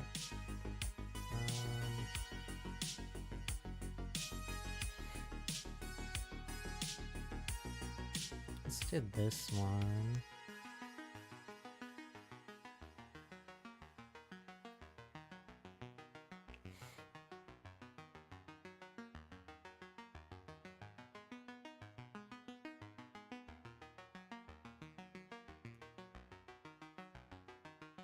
Take a look at this Python script. Import socket, import argparse. Find main IP port URL, if not IP or not URL. Print usage script.py tech I IP tech B port tech U URL. Return banner.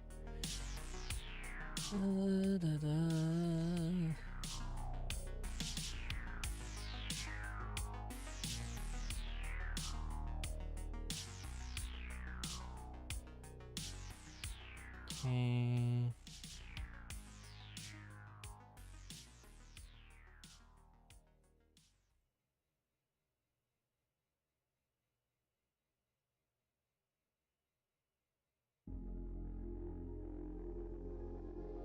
This looks safe to run, I would say.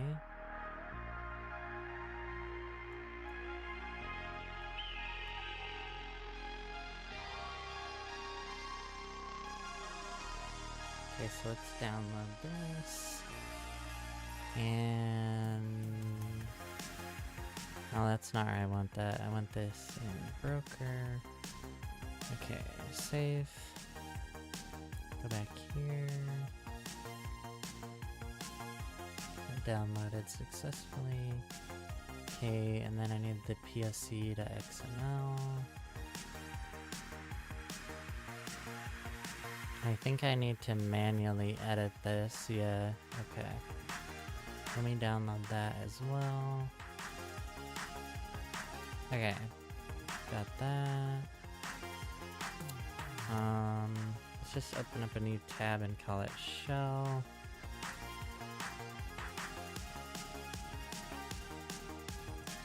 One, two, three, four, five.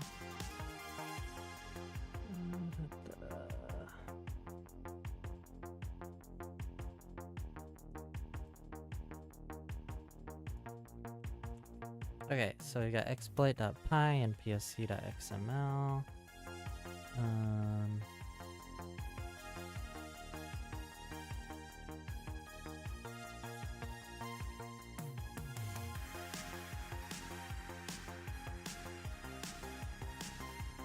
So I think I need a web server as well to host the XML file on. Unless it creates one for us. Which I don't think it does.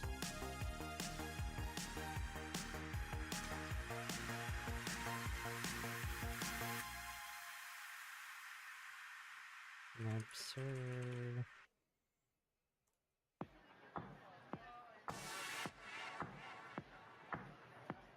Okay,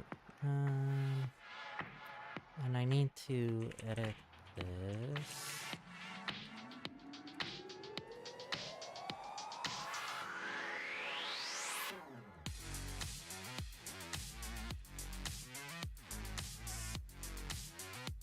Grab my IP.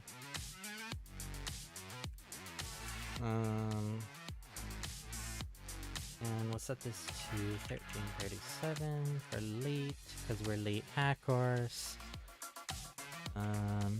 Save that.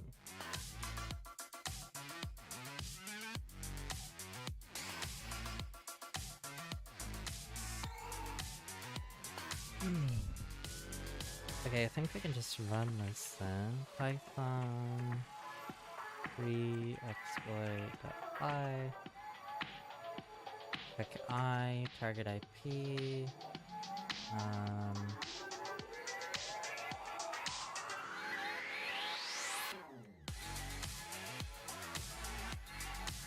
Then what? TAC key for the target port.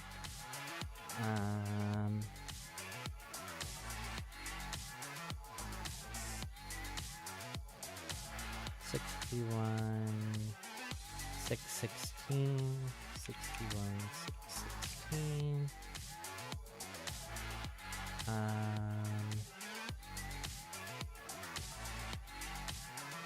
And then tech u.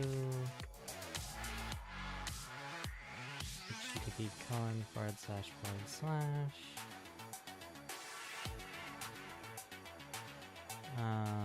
PSC.xml.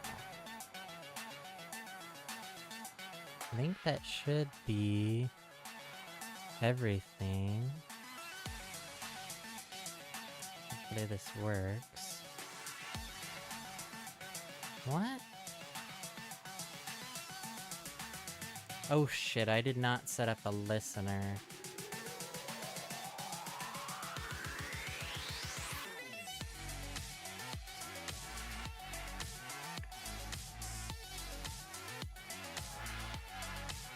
They didn't mention anything about setting up a listener, but I believe...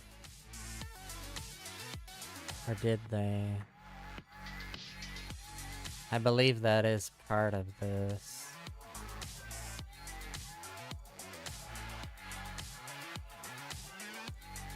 Okay, let's try this again. Yes! Awesome! Okay. So we are active MQ. We have a foothold. MQ.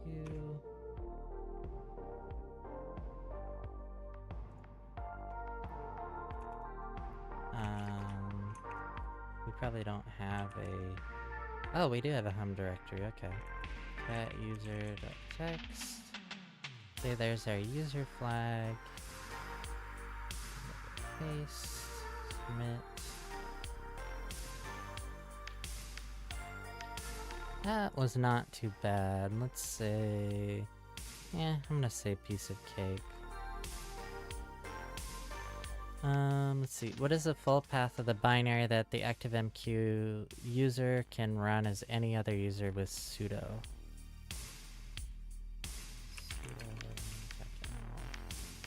What? Oh. User sbin engine x. User sbin engine. Which nginx directive can be used to define allowed webdev methods? Interesting.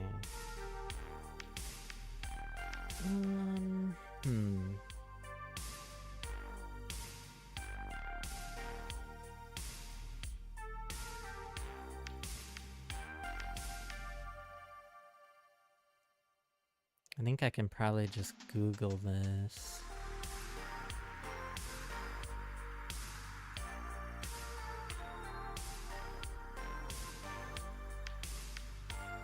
Is it nginx HTTP DAV module?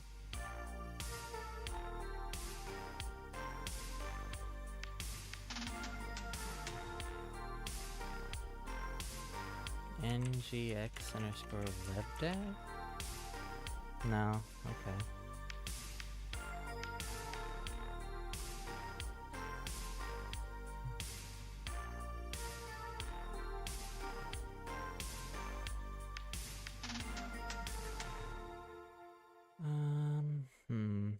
Which nginx directive can be used to define allowed webdev methods? So it's 3 characters underscore something.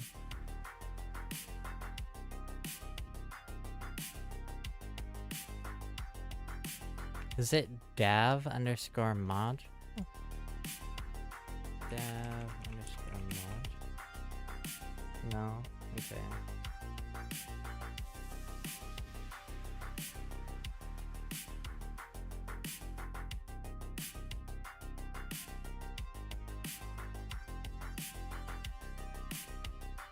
I guess let's take a look at this.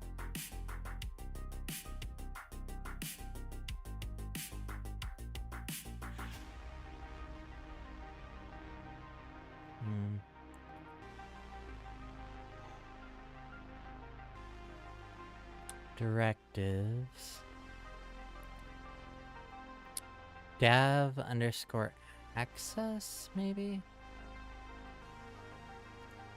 Dav underscore access? No?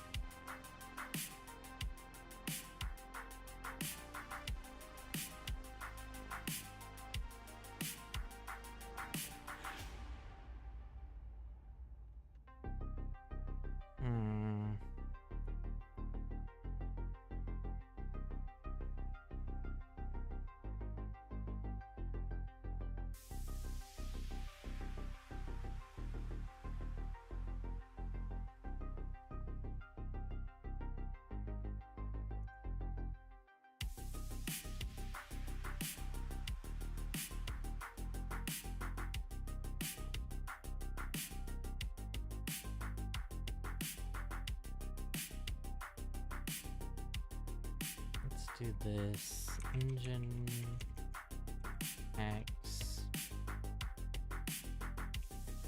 directives.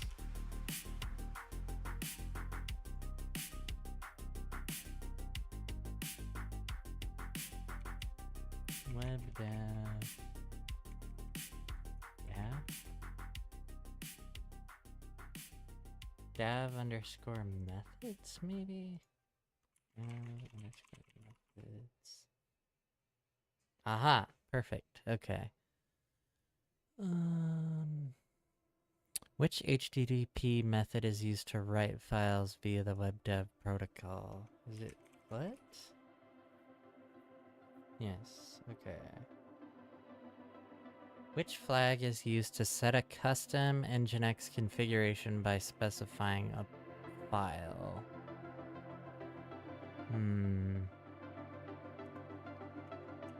Is it text C? Oh, wow, okay. Okay, so how do we abuse this for privilege escalation?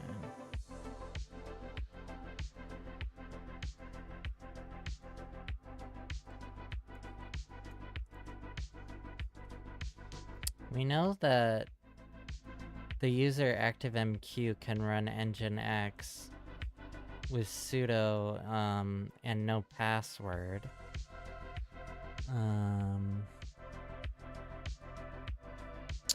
Which Nginx directive can be used to define allowed web dev methods? Dev underscore methods. Which HTTP method is used to write files via the web dev protocol? Which flag is used to set a custom Nginx configuration by specifying a file?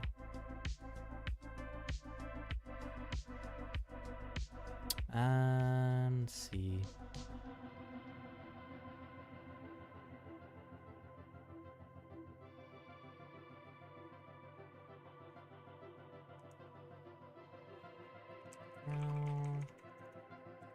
We use dev underscore methods.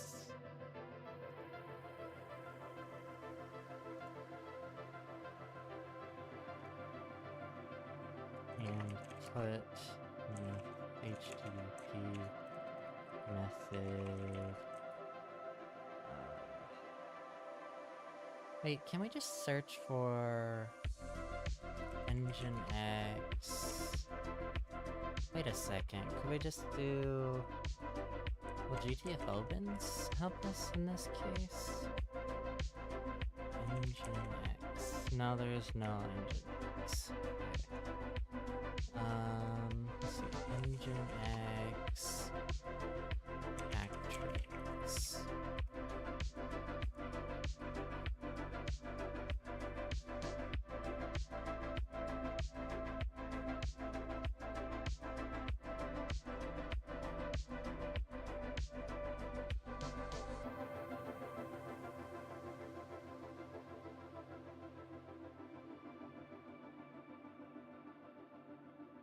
Alias LFI misconfiguration, unsafe path restriction, unsafe variable use such HTTP request splitting. What else do we have? Any variable, raw backend response reading, merge slashes, set to off malicious response headers, default value and map directive.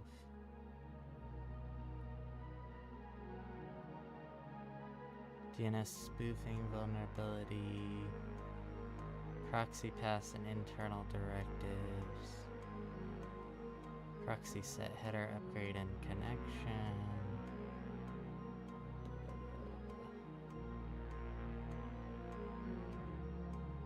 Nginx Pwner. It's a simple tool to look for common Nginx misconfigurations and vulnerabilities.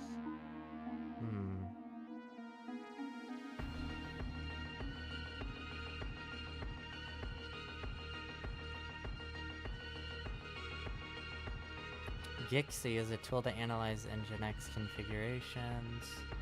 The main goal of Gixie is to prevent security misconfiguration and automate flaw detection. Hey, welcome, Get Glocked. I'm getting a 301 when trying to brute force a login page with FFuff, but Burp is giving me a 401 ideas. Both are using the same request, saved it right from Burp. Ah, that's an interesting one. 301 when trying to brute force a login page with FFuff, but Burp is giving me a 401 ideas.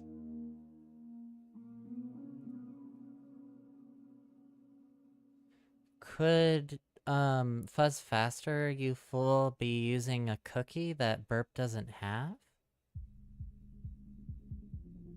Hydra gives me a 301 as well, so you're getting a redirect on Fuzz Faster, you fool, and Hydra, but not on... You're getting a 401 with Burp. Huh.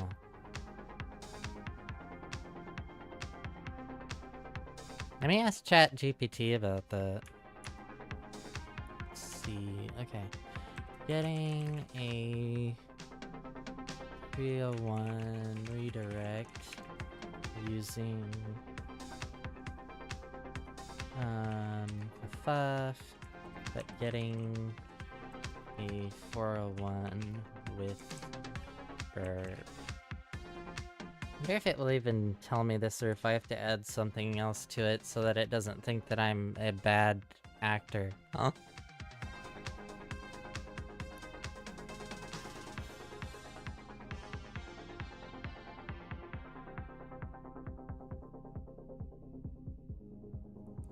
Okay. Maybe ChatGPT will help us out get glocked. Let's see. Stop that.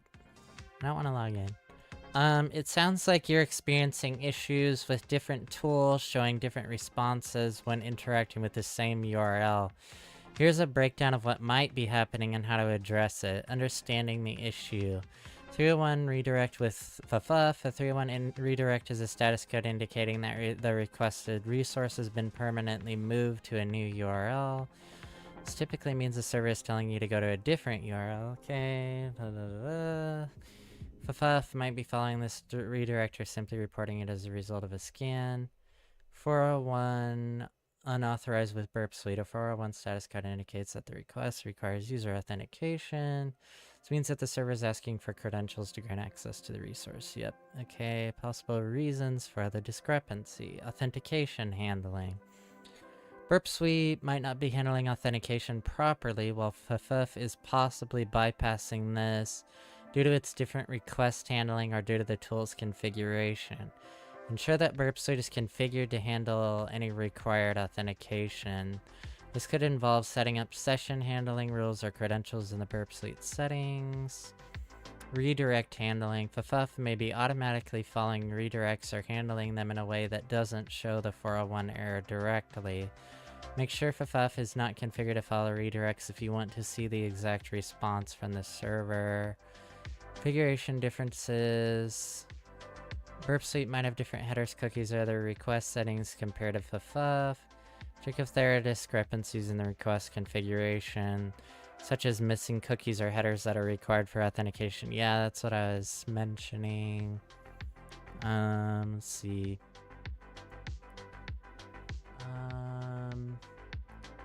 Cookie is a round cube session ID, and there's a token in the form post, but what should all be in the request? But that should all be in the request, no?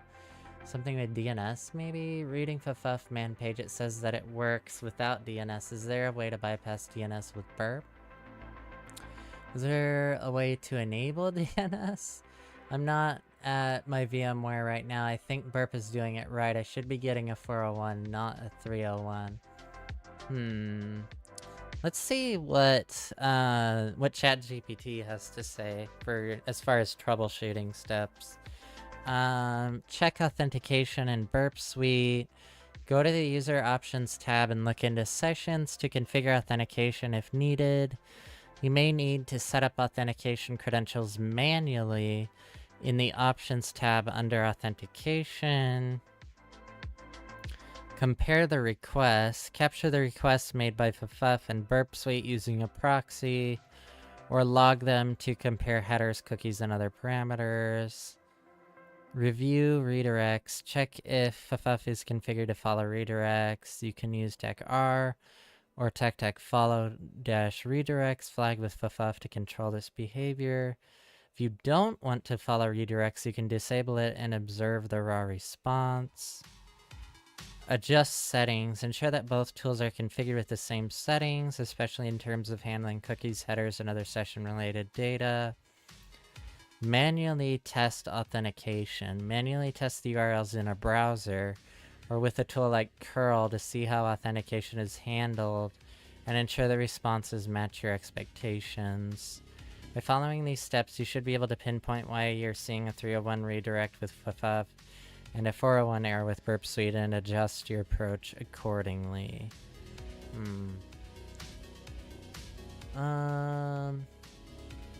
How do I disable redirects?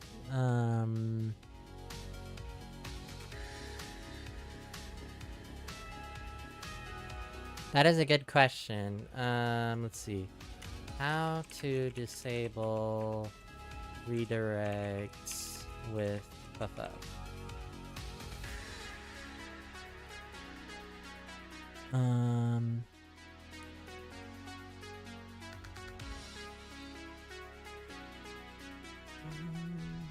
This says to prevent FFF from following redirects, use the TAC-R or TAC-TAC-NO-TAC follow option when you run your command. This tells FFF to report the response as it is, including any redirect status codes. Does that help get glocked?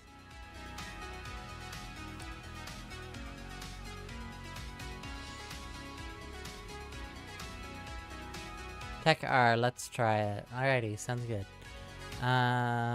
Okay, let me minimize that for the moment.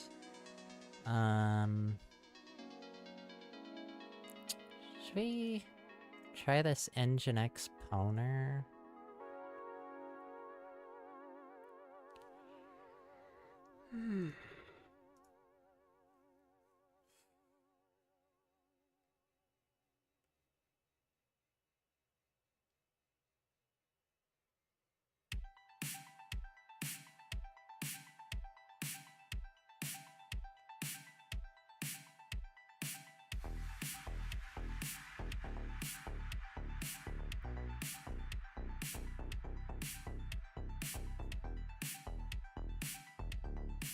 Okay, how do we use this?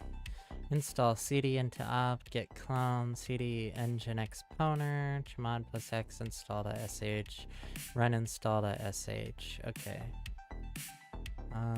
You can also run the image or install using Docker. Okay. Or actually, this is part of this. Okay.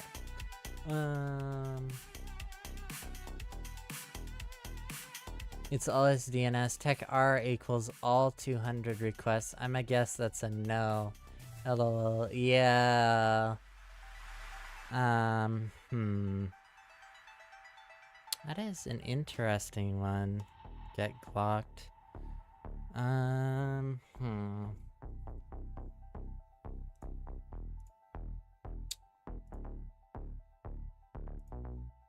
That actually was in our shell. I'm gonna rename this exploit, and then I can rename this to be shell.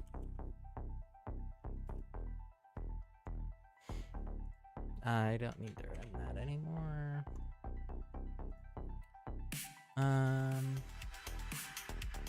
Let's see.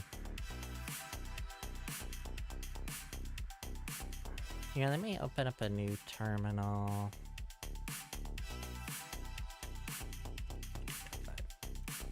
FF tech H. Let's grep for redirect. Okay. Oh, this follows redirects. The default is false. ChatGPT is wrong. I wondered about that. See, recursion strategy. So it by default it doesn't follow redirects. Verbose output, if any, with the printing full URL and redirect location, if any, with the results default false. So by default, it's not supposed to follow redirects get glocked. So that's interesting. You could add a TAC V flag. which will print the full URL and redirect location. I don't know if that would, probably wouldn't help though. HTTP-proto, oh!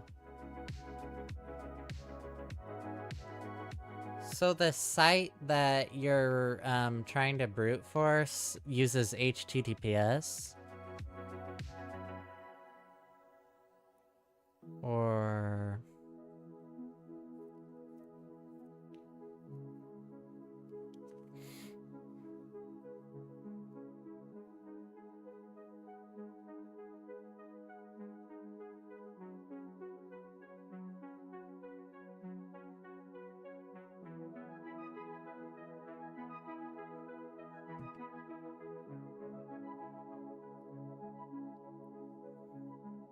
It does, but it's striked out. Huh. Interesting. Let me do this. PD into opt.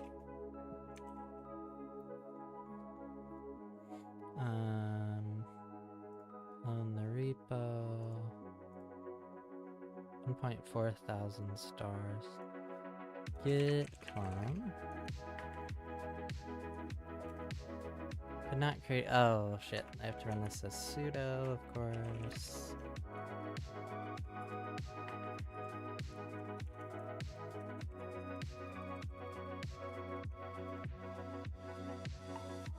Wait a second. This isn't gonna help me, is it?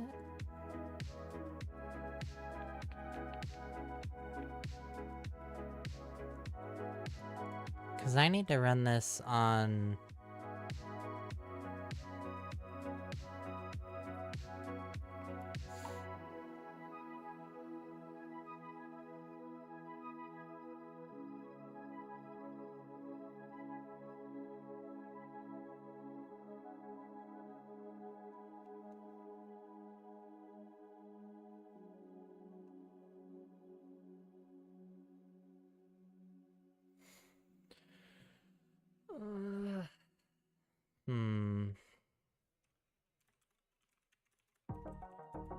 How is this gonna help me if I put it here?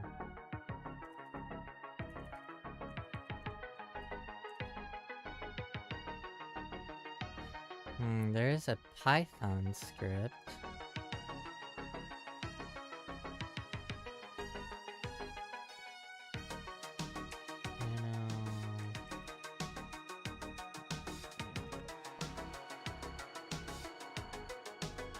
Can I just get this on there and run it?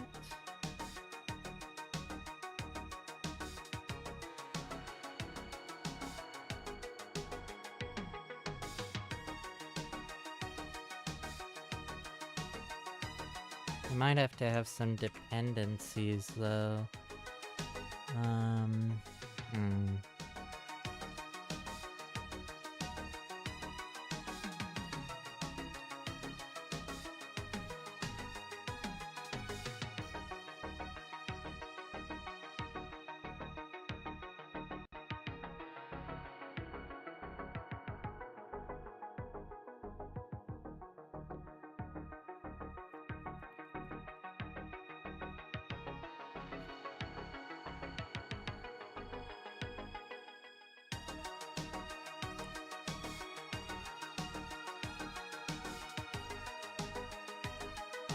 Let's see.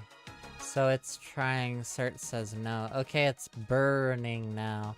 660k requests to go. So it's working now? What did you change to get it working? Get Glocked? Let's see.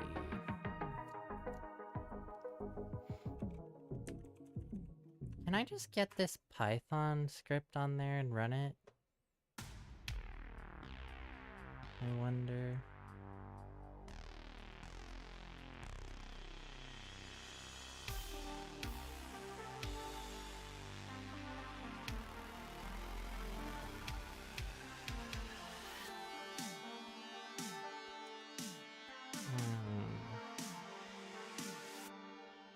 engine exponent dot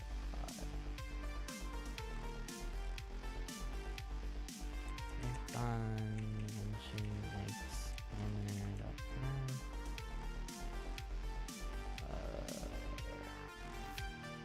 shit. Is there no Python on here? What about Python 3?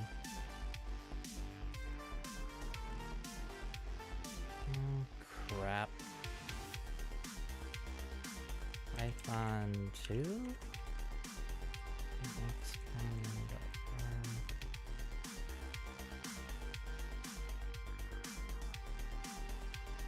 Oh crap. Yeah, this is not going to work.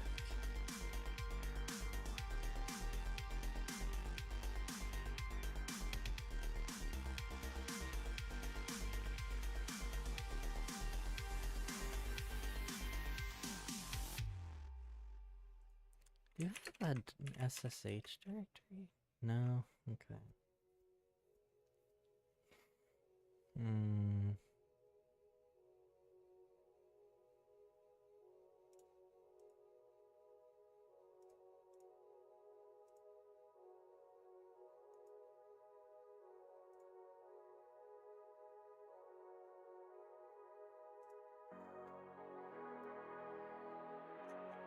Oh yeah, I could just do that. I don't think that's gonna work.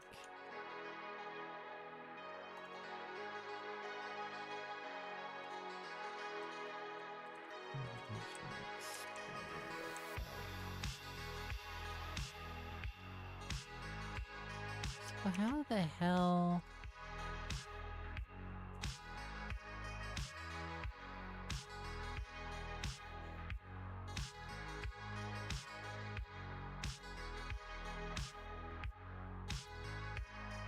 What if I got this whole folder on here? Let's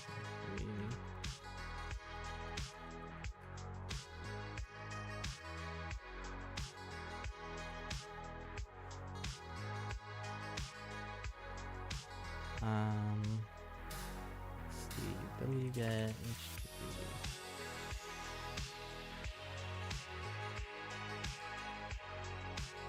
Engine exponent.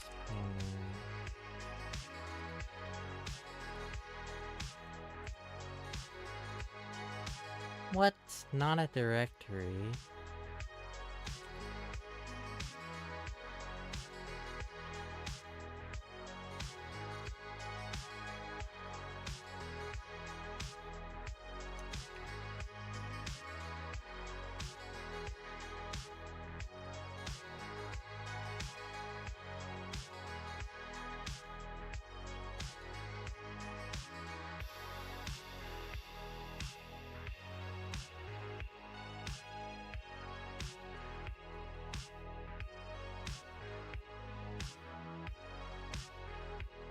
Oh, jeez. So you get tech R?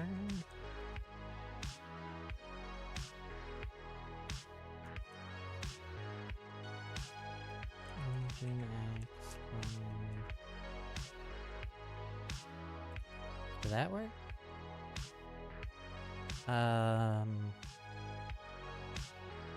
Why did it just...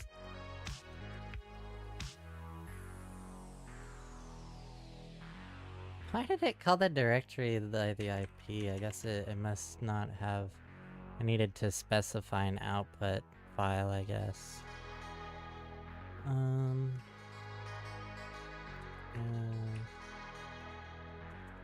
No tab complete because we don't have a full TTY. 14... 10 to...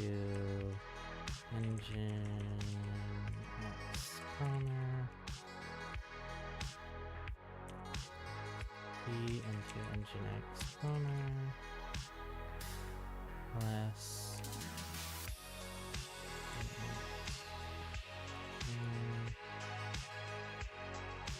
okay command plus x Install.sh.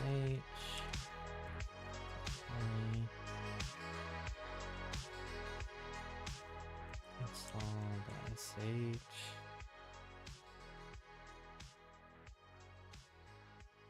This probably isn't going to work because we don't have any internet access or permissions to actually like install anything. We'll see though.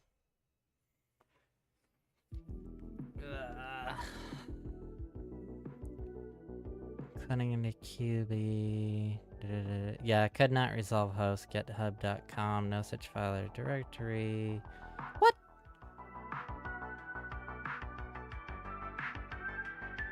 There is a file called install.sh. What the hell are you talking about?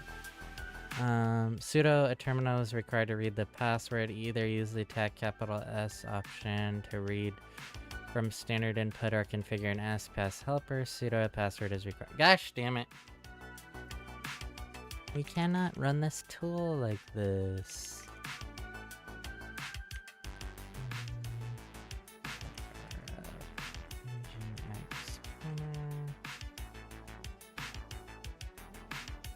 Oh shit.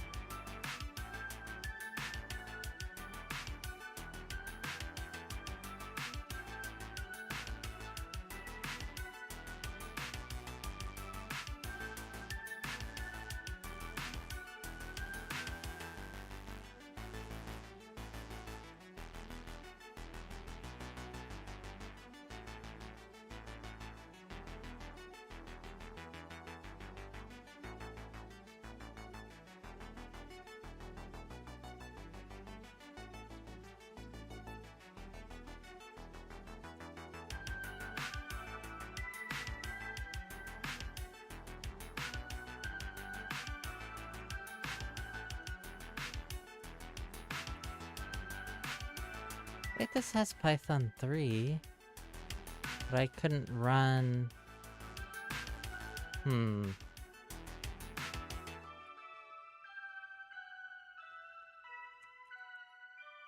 Oh shit. Now I fucked myself because I had to destroy my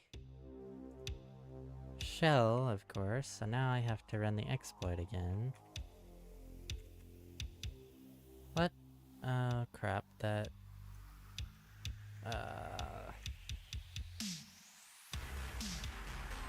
This is still going. Kill that. I don't actually need this at all anymore. Let's see. Okay, so let's set up our listener again. Set up our Python server and run the exploit again. And that should give us a shell. Okay. I think I might actually attempt to get a full TTY because I don't really want to deal with killing my shell again.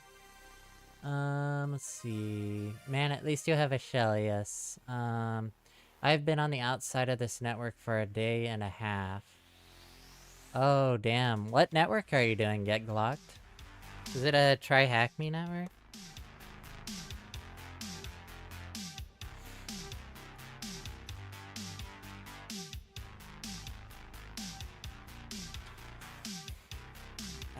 Let's see.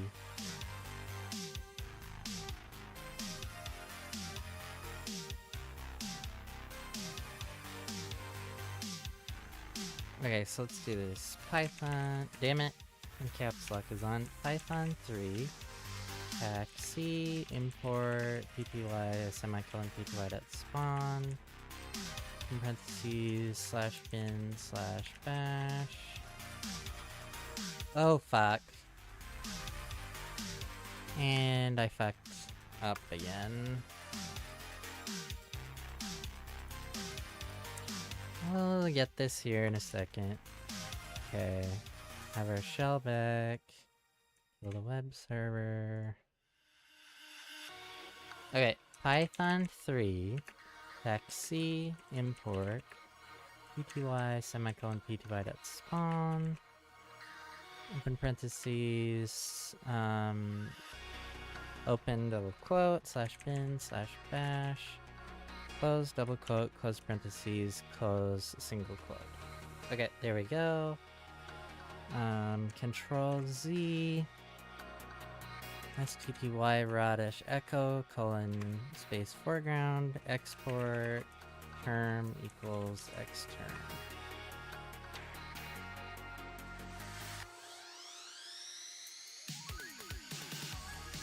So now if I do Control C, yay! Okay, we have a full TTY now.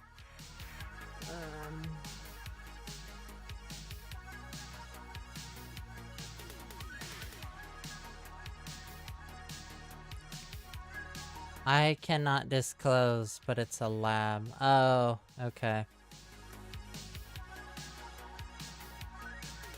Odd that you can't disclose it. If it's a lab. Oh, is it like a paid lab that... That's probably what it is, huh? Okay. Well, this says Python 3. Yes, paid, not retired. Oh, gotcha. Okay. Is it on HackTheBox?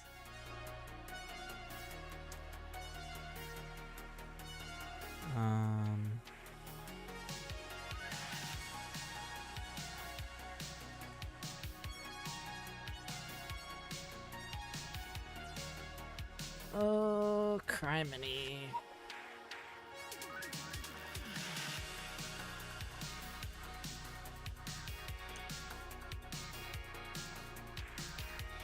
Into/op.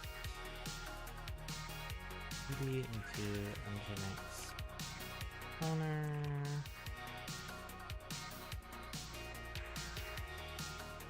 Let me get this back on here. I'm gonna mess around with this a little bit. http nginx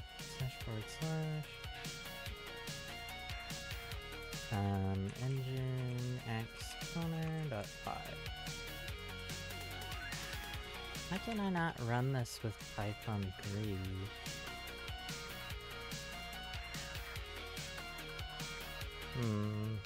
Because it wasn't written in Python 3, right?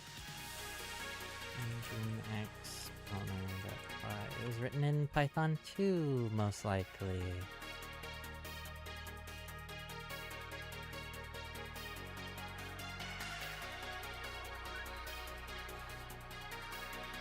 Can I just... Oh shit, what is happening?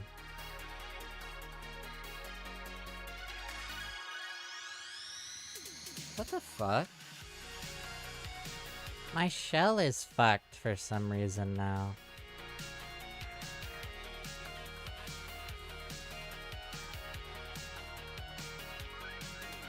There we go.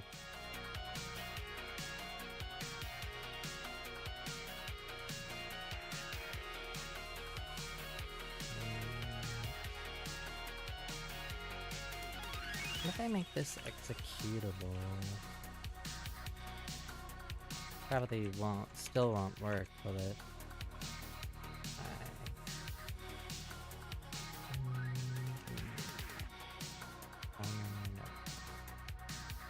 Of course.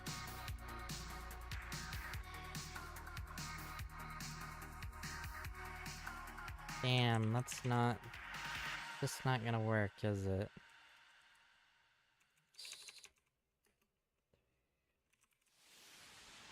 This was most likely written in Python 2, wasn't it? And I don't have Python 2 on the machine, of course.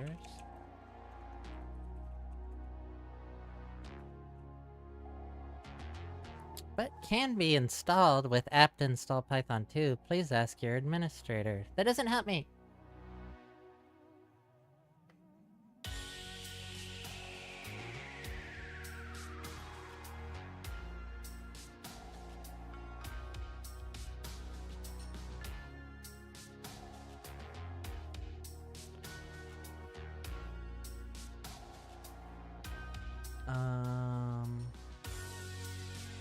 Kali should have Python 2 on it. Yeah.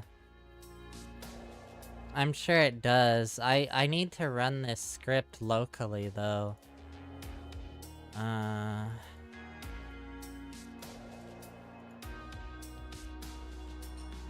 Probably need some kind of a tunnel.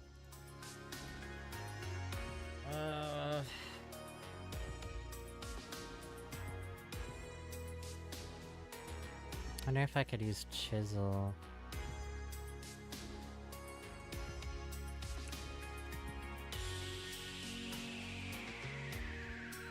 No, no, no, no, no, no, no.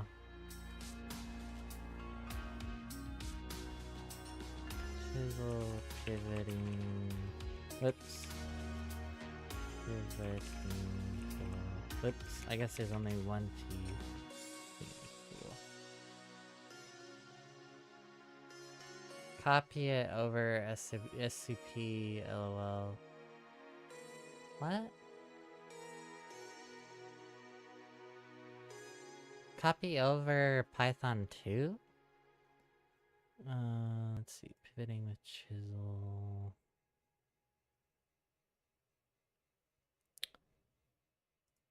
And I don't have SSH access.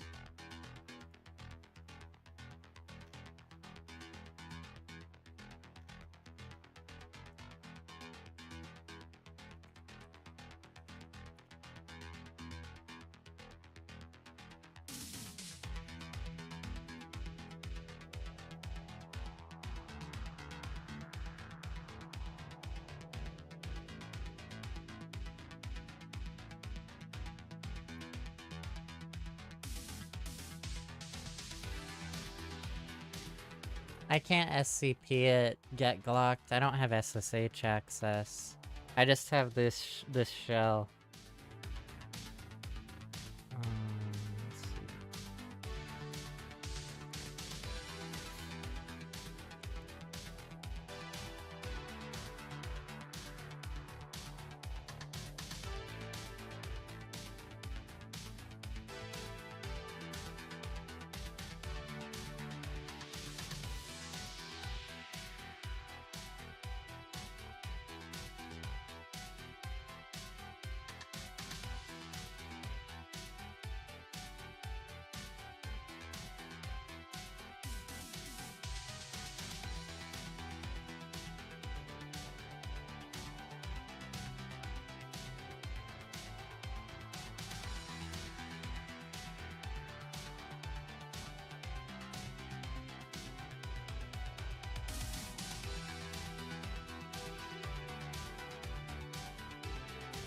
Just want a standalone binary for chisel.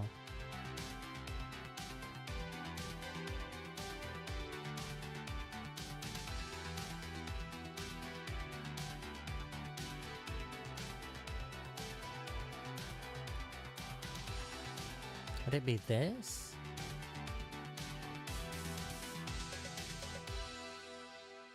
Did get it for Windows. Yeah, I think it's this gzip archive that I want. Downloaded.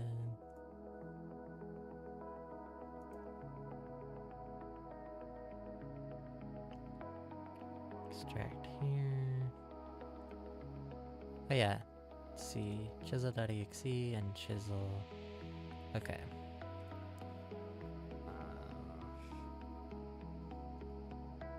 Bin terminal here. Chisel. Okay, yeah, it's a ELF64-bit LSB executable. Okay.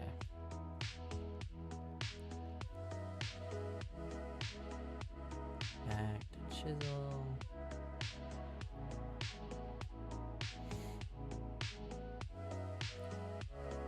I always forget the syntax for this.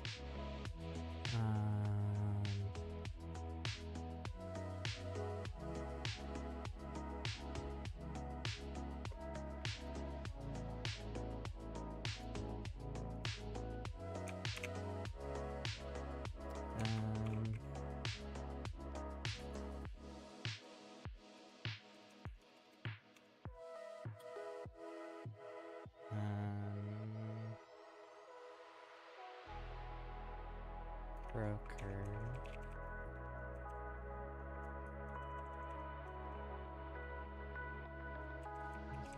Server dashboard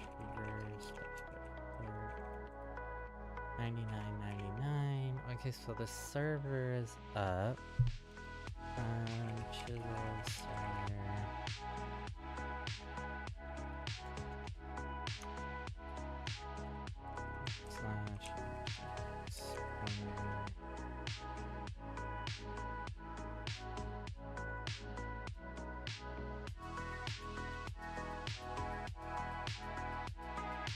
Okay, so W get HTTP:// I need to set up.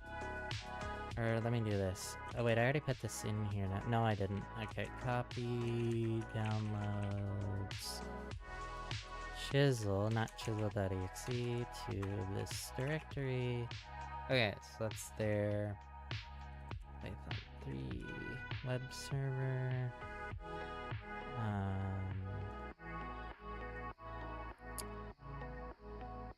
My VPN IP. Chisel.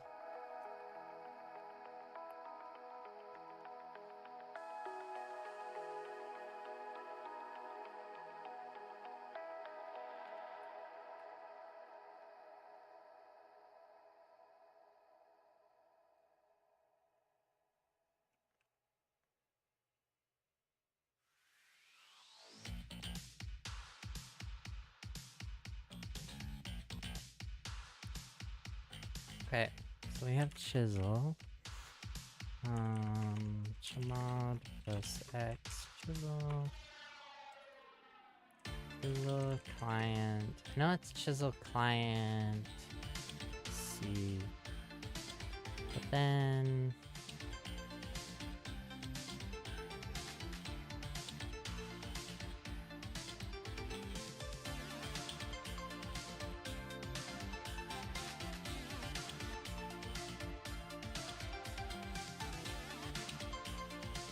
if I can create a tunnel, then I can run that binary against the machine with Python 2 on my my Kali VM. Let's see.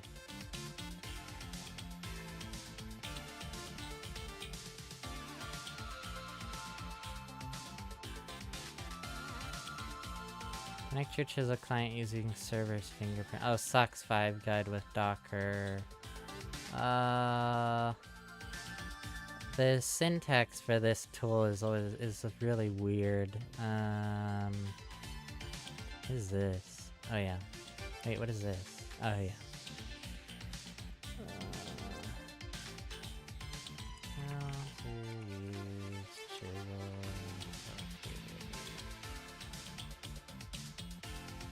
Pivoting the chisel.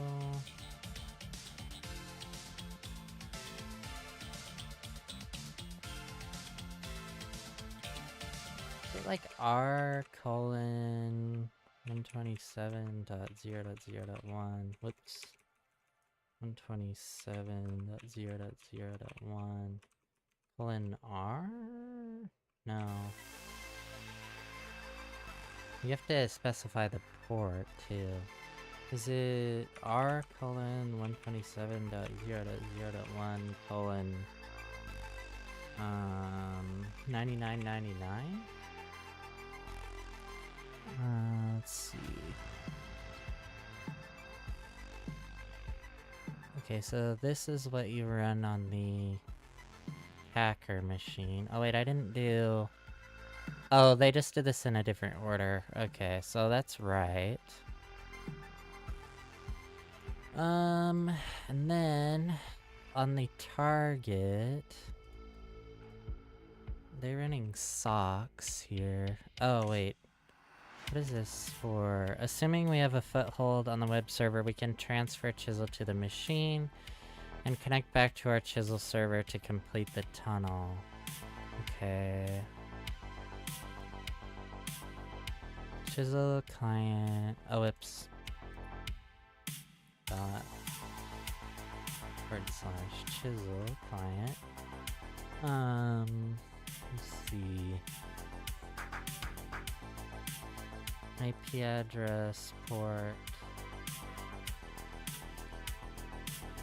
reverse 1080 socks. This will create a reverse proxy and open port 1080 on our machine. Now we can modify our proxychains.conf file to use this proxy. Bottom of the etc proxychains.conf, add socks 5 127.0.0.1.1080. Now that we have this working, we can use this to conduct a simple nmap of the internal network from the web server. Okay.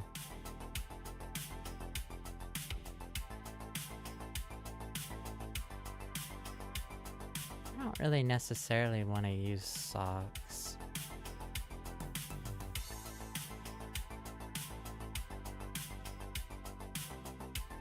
Do I have to use socks?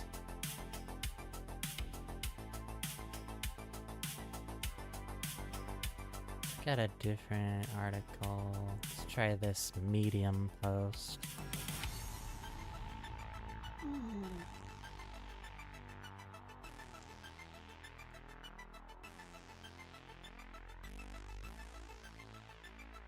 Now I have a big golden butthole, of course.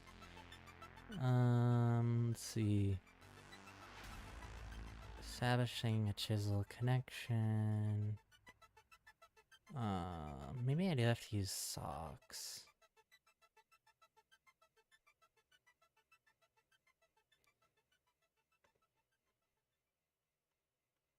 Chisel.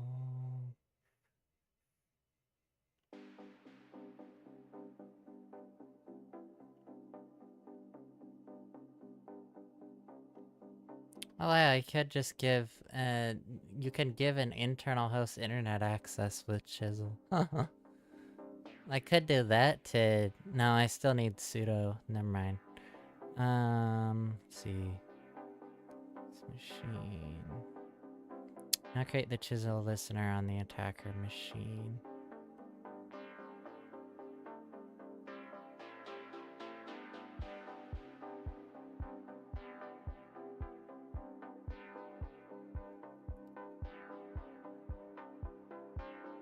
Chisel server on the Linux machine.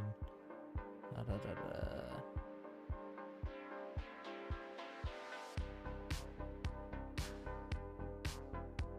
Do we have to use socks 5 with... Do we have to use socks with Chisel?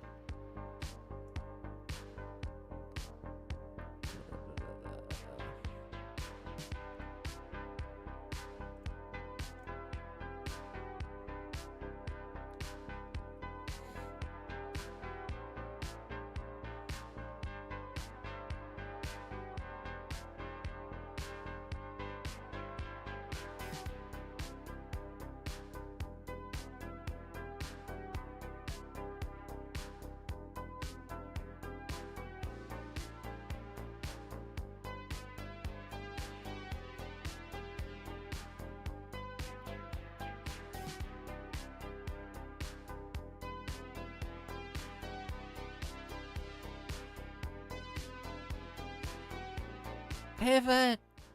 Let's see. Okay, so we've downloaded Chisel. Transfer the Windows flavor Chisel to the jump box. Edit proxy chains. Comment out socks 4 line and add the socks 5 separated by tab. Socks 5 127.0.0.1.1080. Oh, I guess I'll do that.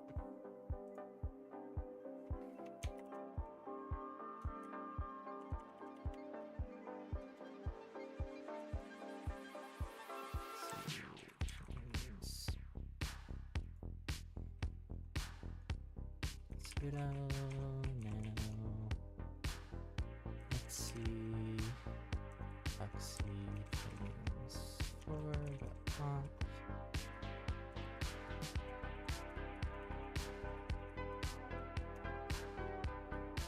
Go all the way to the bottom.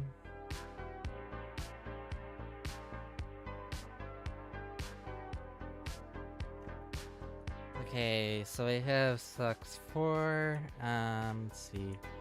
I just want to change this to socks 5. And then I want to change this port to 1080. X.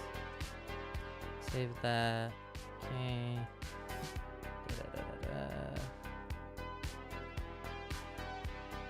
Okay, so I've done that. Set up Chisel as a server on the attacker HackTheBox. Yes, I did that. Okay. Oh, okay. Then all I have to do is do Chisel client. What IP address is that? Is that the HackTheBox IP, or is that... Oh, of course it would be. Okay. Because we're connecting back to that. Okay. Colon 9999 R colon socks. What? What? What do you mean? No such file or directory. What are you talking about? What?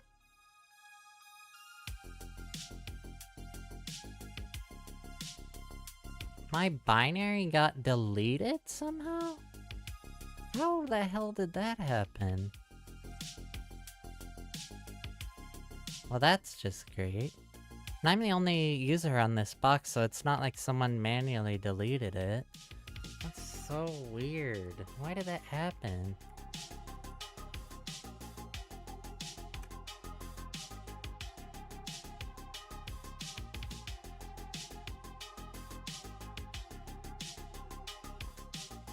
Probably should have put it in temp. Let's see. Okay. Chisel. Client. IP. Quad 9. R colon socks. Okay, so I should be connected now, right? Yes. Okay. So let's see.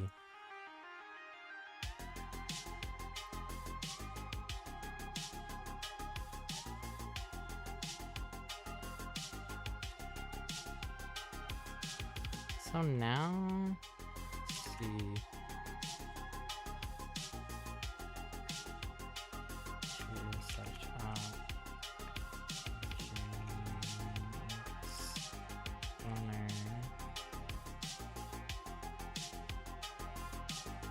Do I just run this with proxy chains now?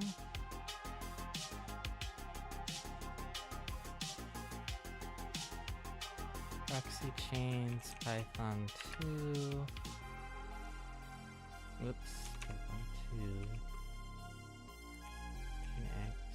Exponent.py. Can I do that?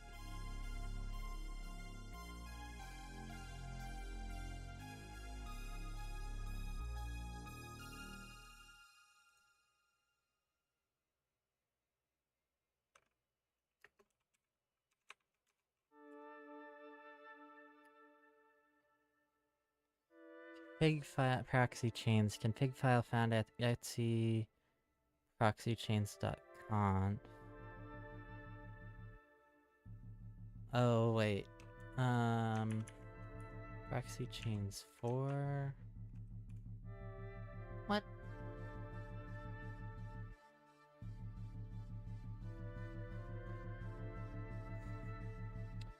Config file found Etsy proxychains.conf. Preloading user lib x86 64 Linux GNU lib proxychains.s.o.4. DLL init proxychains-ng 4.17. File engine exponer.byline 26 print. Oh, wait. What if I http ://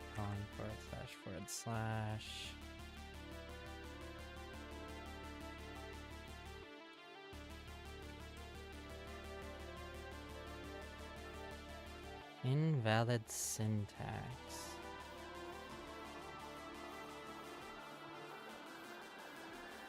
Wait, what? It is supposed to be Python 3?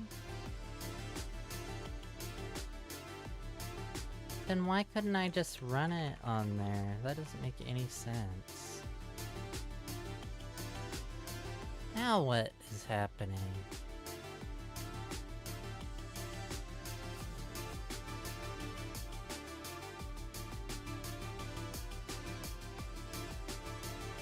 Why is it using proxychains.conf instead of proxychains4.conf? Did I edit the wrong file?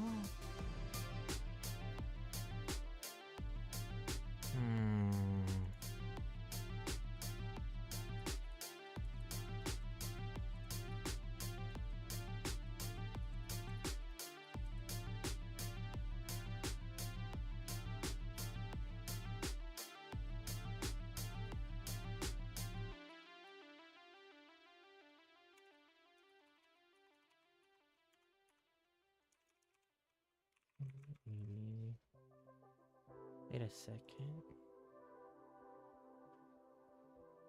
Yeah, 1080. Control X. Yeah, I need to step away for just a moment, guys. I'll be right back.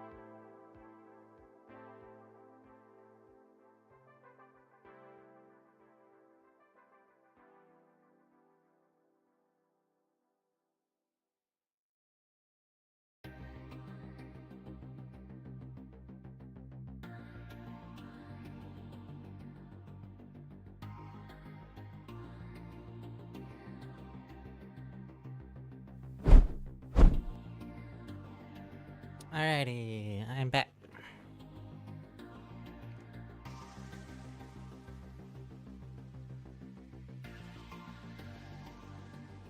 And I am going to be eating on stream again.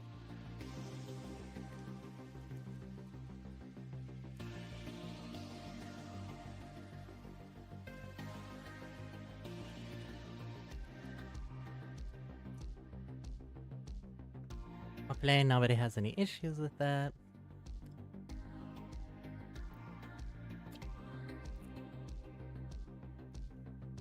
Cause I am starving. Thank you, Cypher Enigma.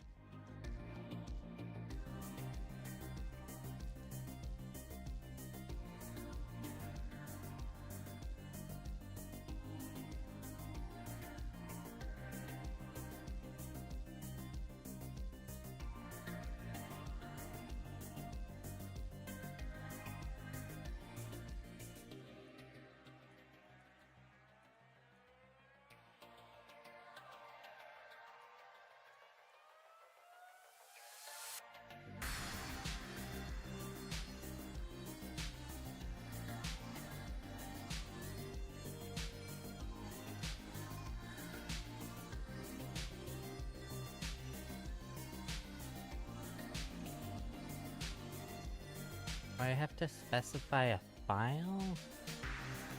Let's see. Usage Python 3 nginx pointer.py.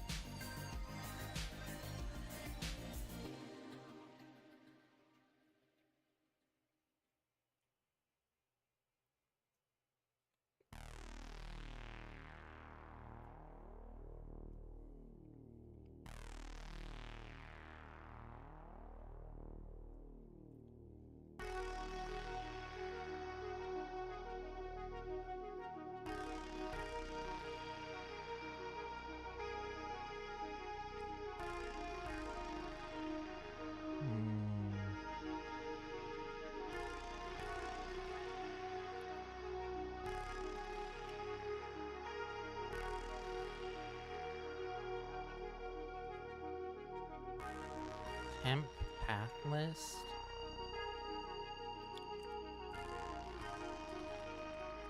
Will that work? No.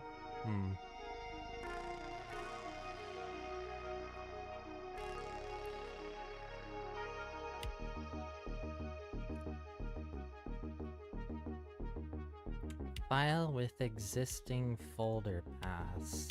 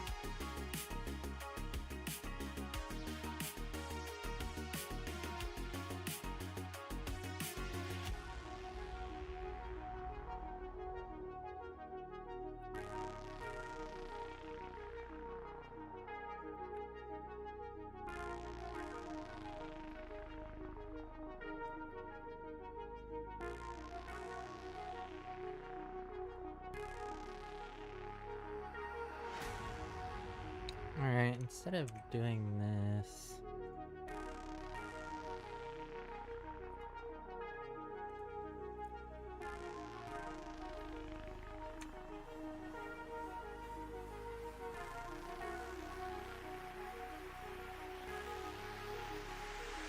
Why can I not just run this?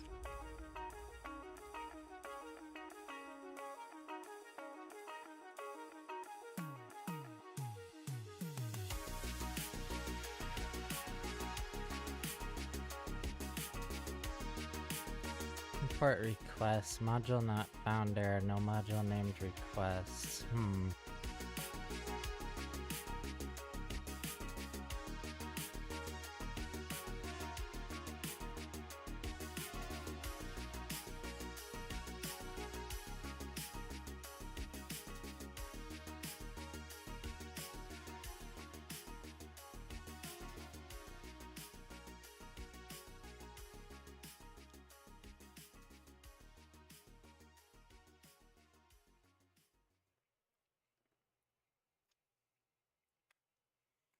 So what are we supposed to be doing here?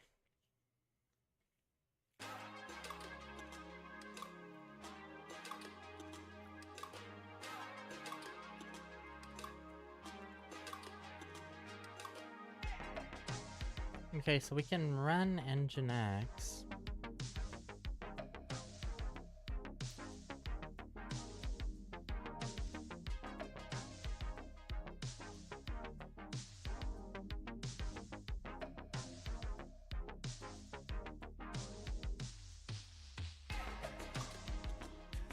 A sudo with no password. But how do we abuse that? User sudo user spin nginx.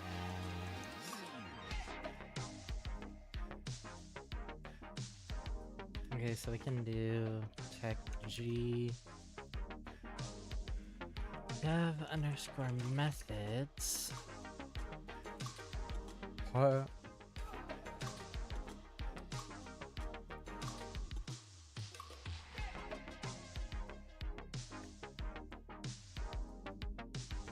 See, show version and configure options, then exit, test configuration and exit. Test configuration, dump it and exit. Suppress non-error messages during configuration testing, send signal to a master process, set prefix path, file name directory. Let's see. How to abuse dev underscore methods to escalate privileges using Nginx.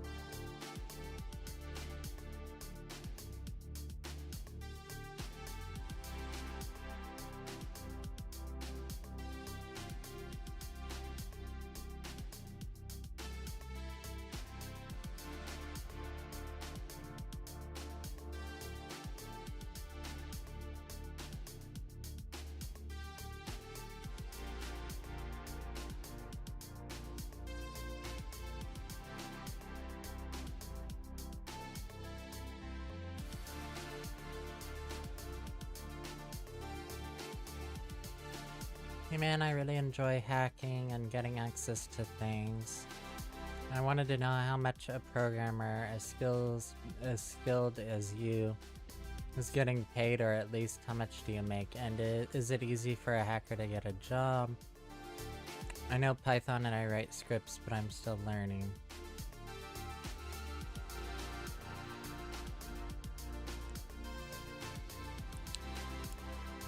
So I'm not really much of a programmer myself.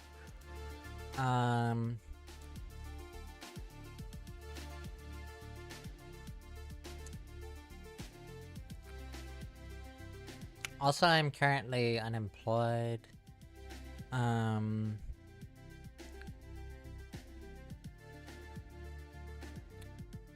answer to is it easy for a hacker to get a job is no. It's pretty difficult actually. And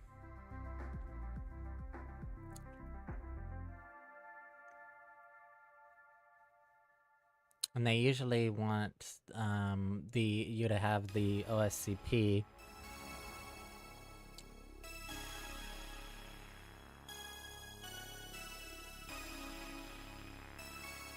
If you could start out in like a SOC like I did, the Security Operations Center, and kind of move into doing penetration testing, though, that's kind of a different story. So there is always that avenue.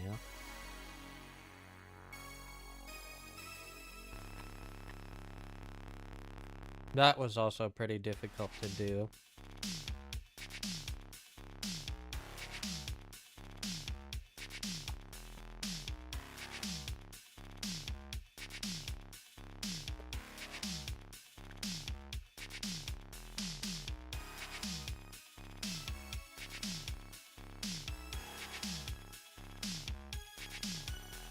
Yeah, what about that? I mean, hacking is the same as pen testing.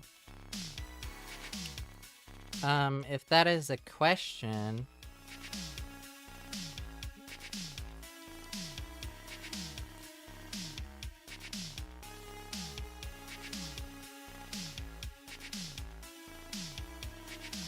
So, pen testing is ethical hacking.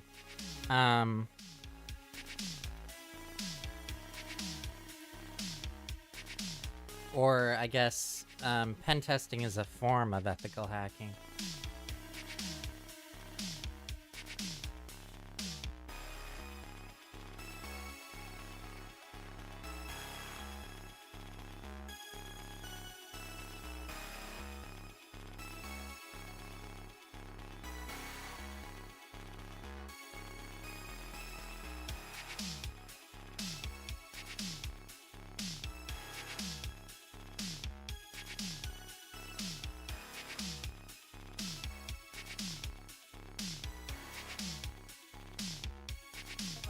And if you're not familiar with what pen testing is, Slayman,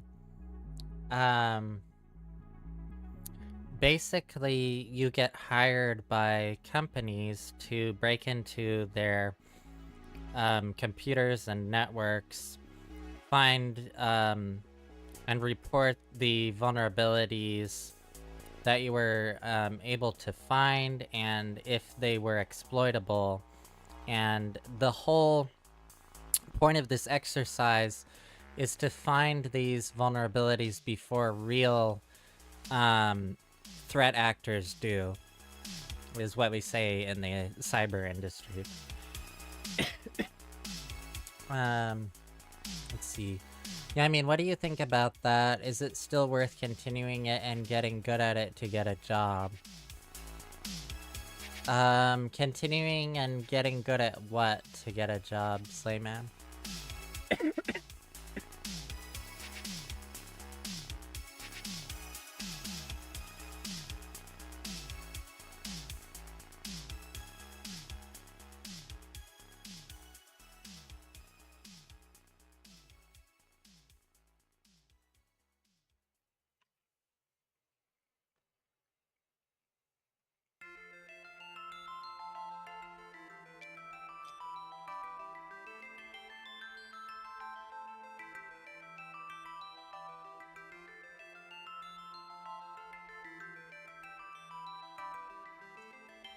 Let's see. Hacking skills and learning more advanced Python skills or any language. I mean, yeah, it's worth what you put into it. Like if you start doing Try Hack Me or HackTheBox and end up getting the OSCP and everything, and then yeah, that it would definitely be worth it. You just have to keep at it like I do. And I'm still learning. I have a lot to learn yet. I figured out what the problem is. It was the interface. I mentioned that, Armitage. I mentioned that it might not be the right adapter slash interface.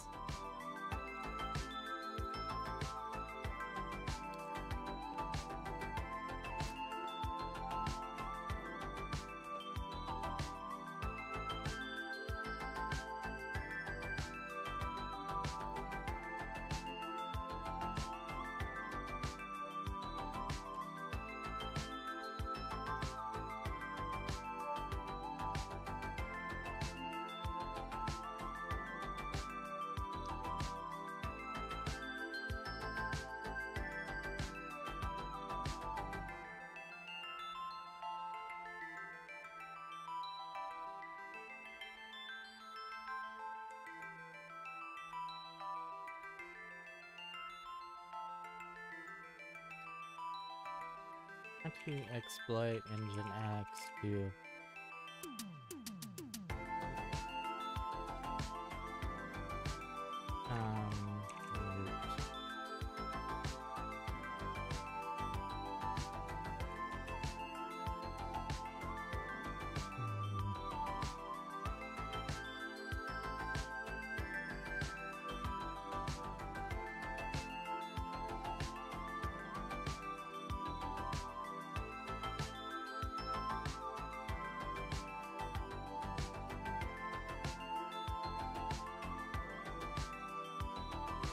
Took me a while, but I waited it out and let it run, and it eventually captured live traffic. Not much though. Apparently there have been reports sometimes Wireshark can have a few issues. You did tell me. And so I started watching buku loads of tutorials, including the Google Dorks, and basically just cycled the interface until I got the correct one. Ah, okay. The reports are Wireshark has issues on Windows sometimes. That's what I meant. Oh, okay. Gotcha, Armitage.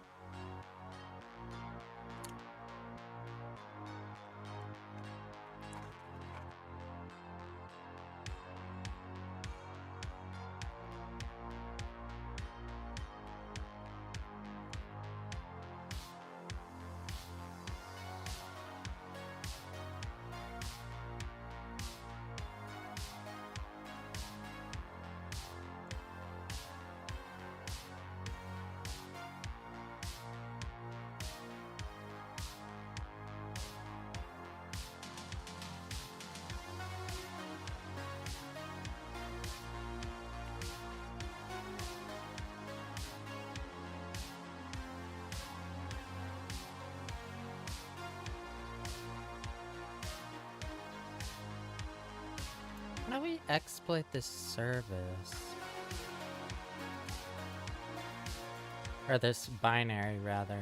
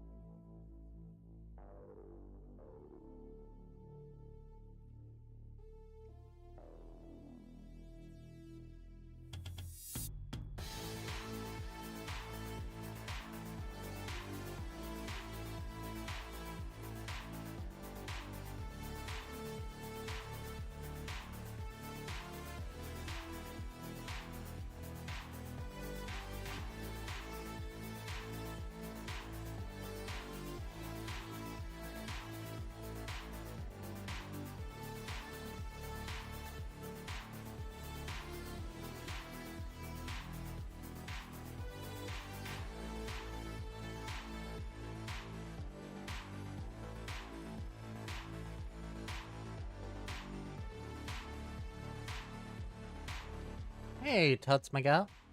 Not going pretty well. How are you doing?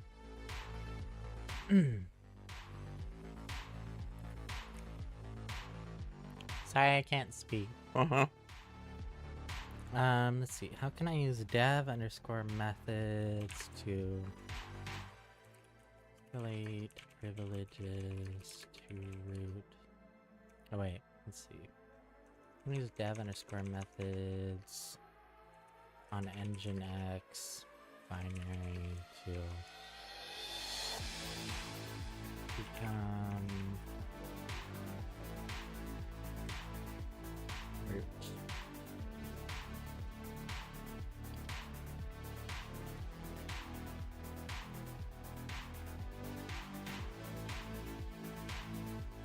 Maybe this will tell me.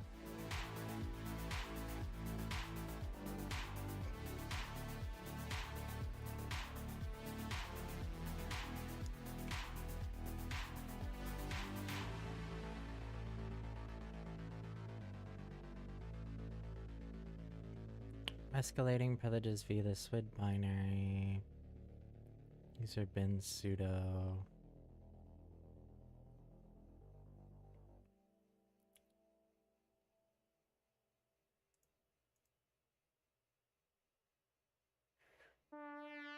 Escalating privileges via the user bin sudo SWID binary to get root.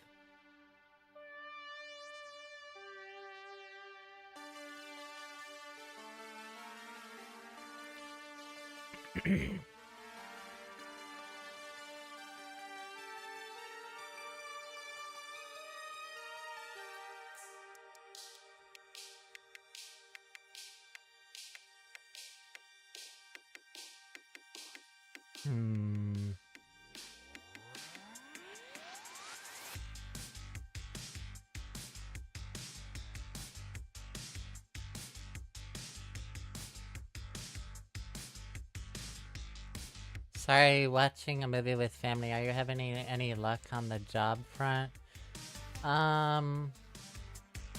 Maybe a little bit with IT, not really with cyber though. I have 5 years of IT experience and 2 years in cyber. So I guess the 2 years in cyber is not looking very impressive to companies.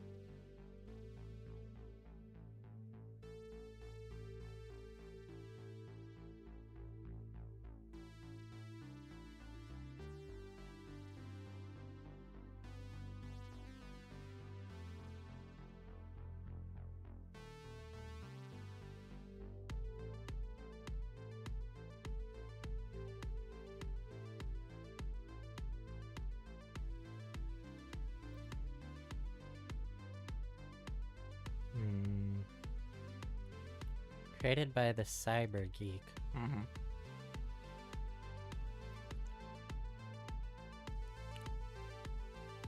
Man, I'm pretty stuck on this. I'm not really sure what to do with this information.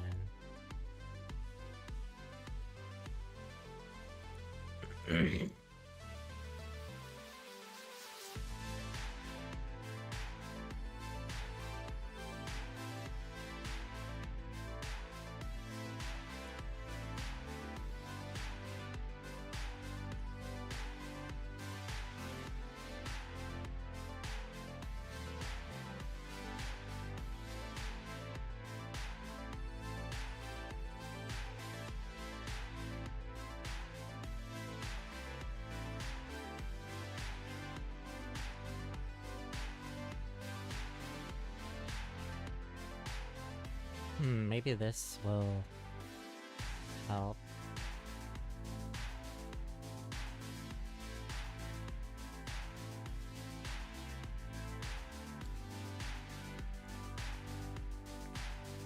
No, that's not, that doesn't seem very helpful. It seems like what we're looking for, though. Right, Nginx config is unprivileged user.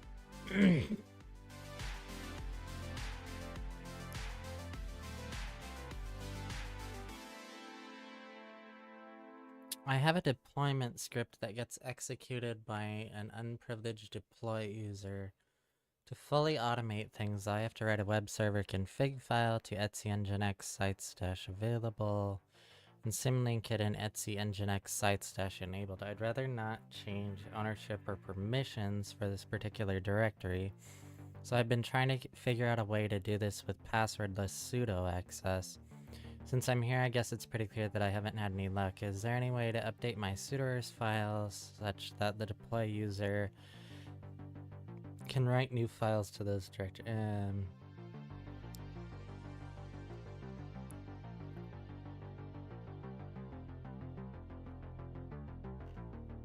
No, I don't think that is going to help. Oh, maybe this will help.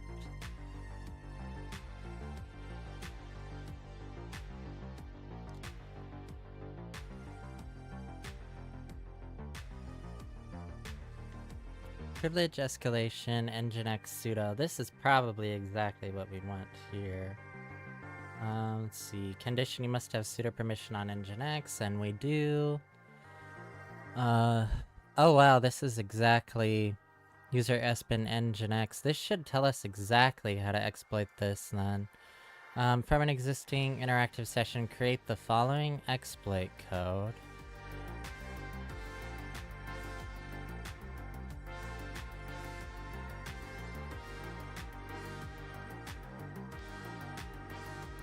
Root worker underscore processes for PID temp nginx.pid events.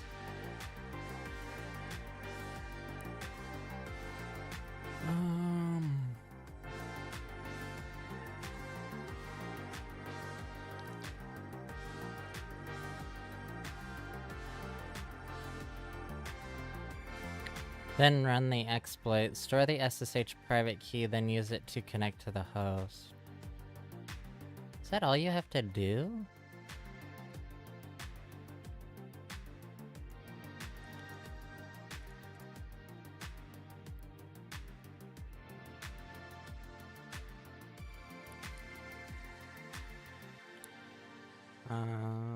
Nano exploit.sh Control-Shift-V.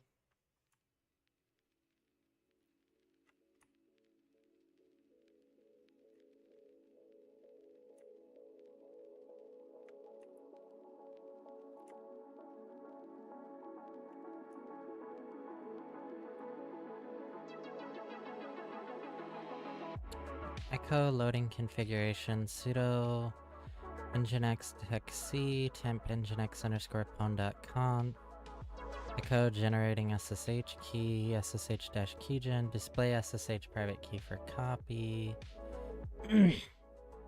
cat./ssh/id_rsa add key to root user. Curl tag capital X. Put localhost 1339/root/.ssh/authorized_keys tag D. cat.ssh/id_rsa.pub. Echo use the SSH key to get access. Oh, okay. Did I have to change anything in there?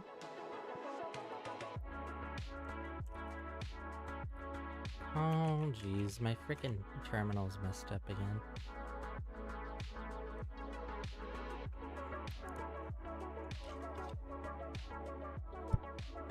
Shit.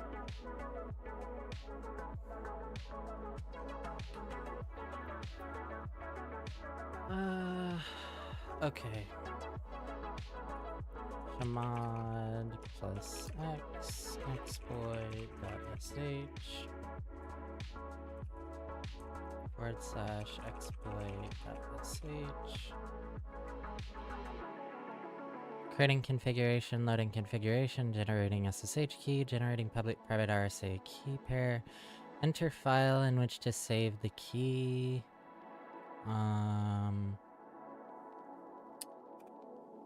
Create a directory. activemq.ssh. Enter passphrase, empty for no passphrase. I don't want a passphrase. Okay, there's our SSH private key.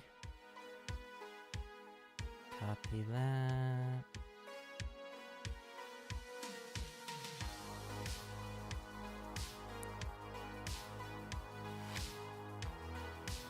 Make a new tab. Call it root_show. 1, 2, 3, 4, 5. Nano. ID_RSA. Escape shift 4. Okay, that looks good. Control X, Y. Chmod 600 ID_RSA. Okay, and then SSH tech ID_RSA root at broker.hackthebox. God, I hope this works. Fingers crossed. Yes. No way, that actually fucking worked. That is awesome.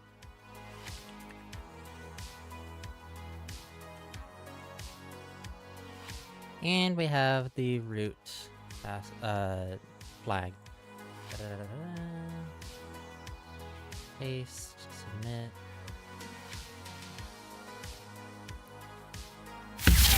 Woo! Broker has been pwned.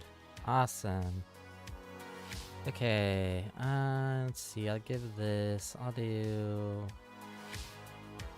easy.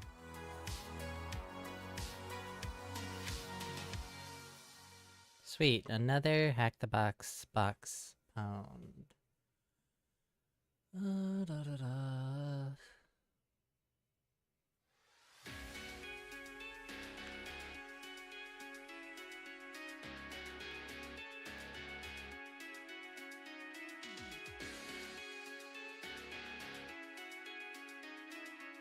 Well, I think I'm gonna go ahead and end the stream here.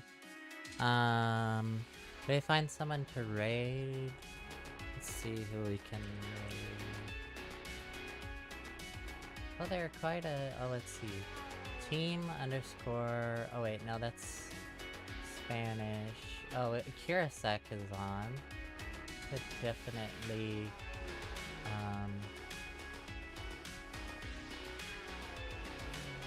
raid him.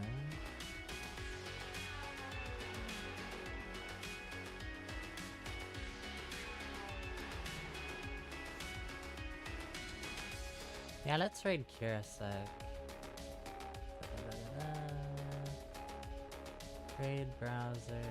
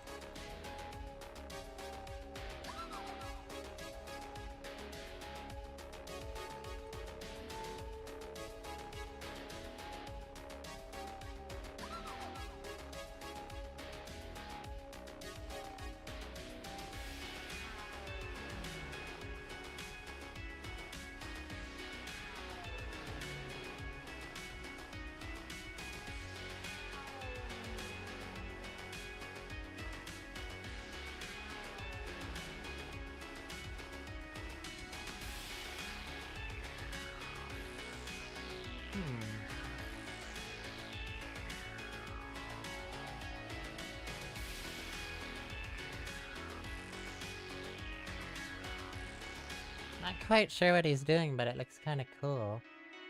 Let's go ahead and raid him.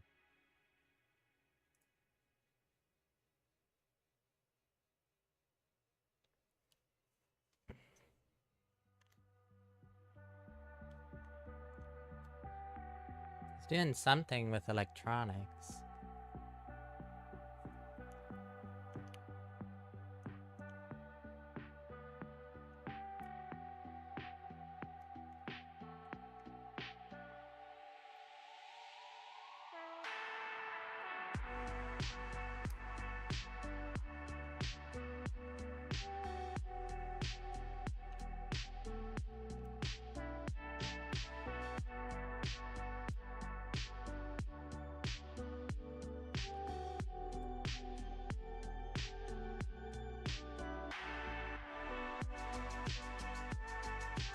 Alright, well, I'll see you guys next time. Hopefully you learned something. I know I did. I'll catch you on Thursday. Have a good one, everybody.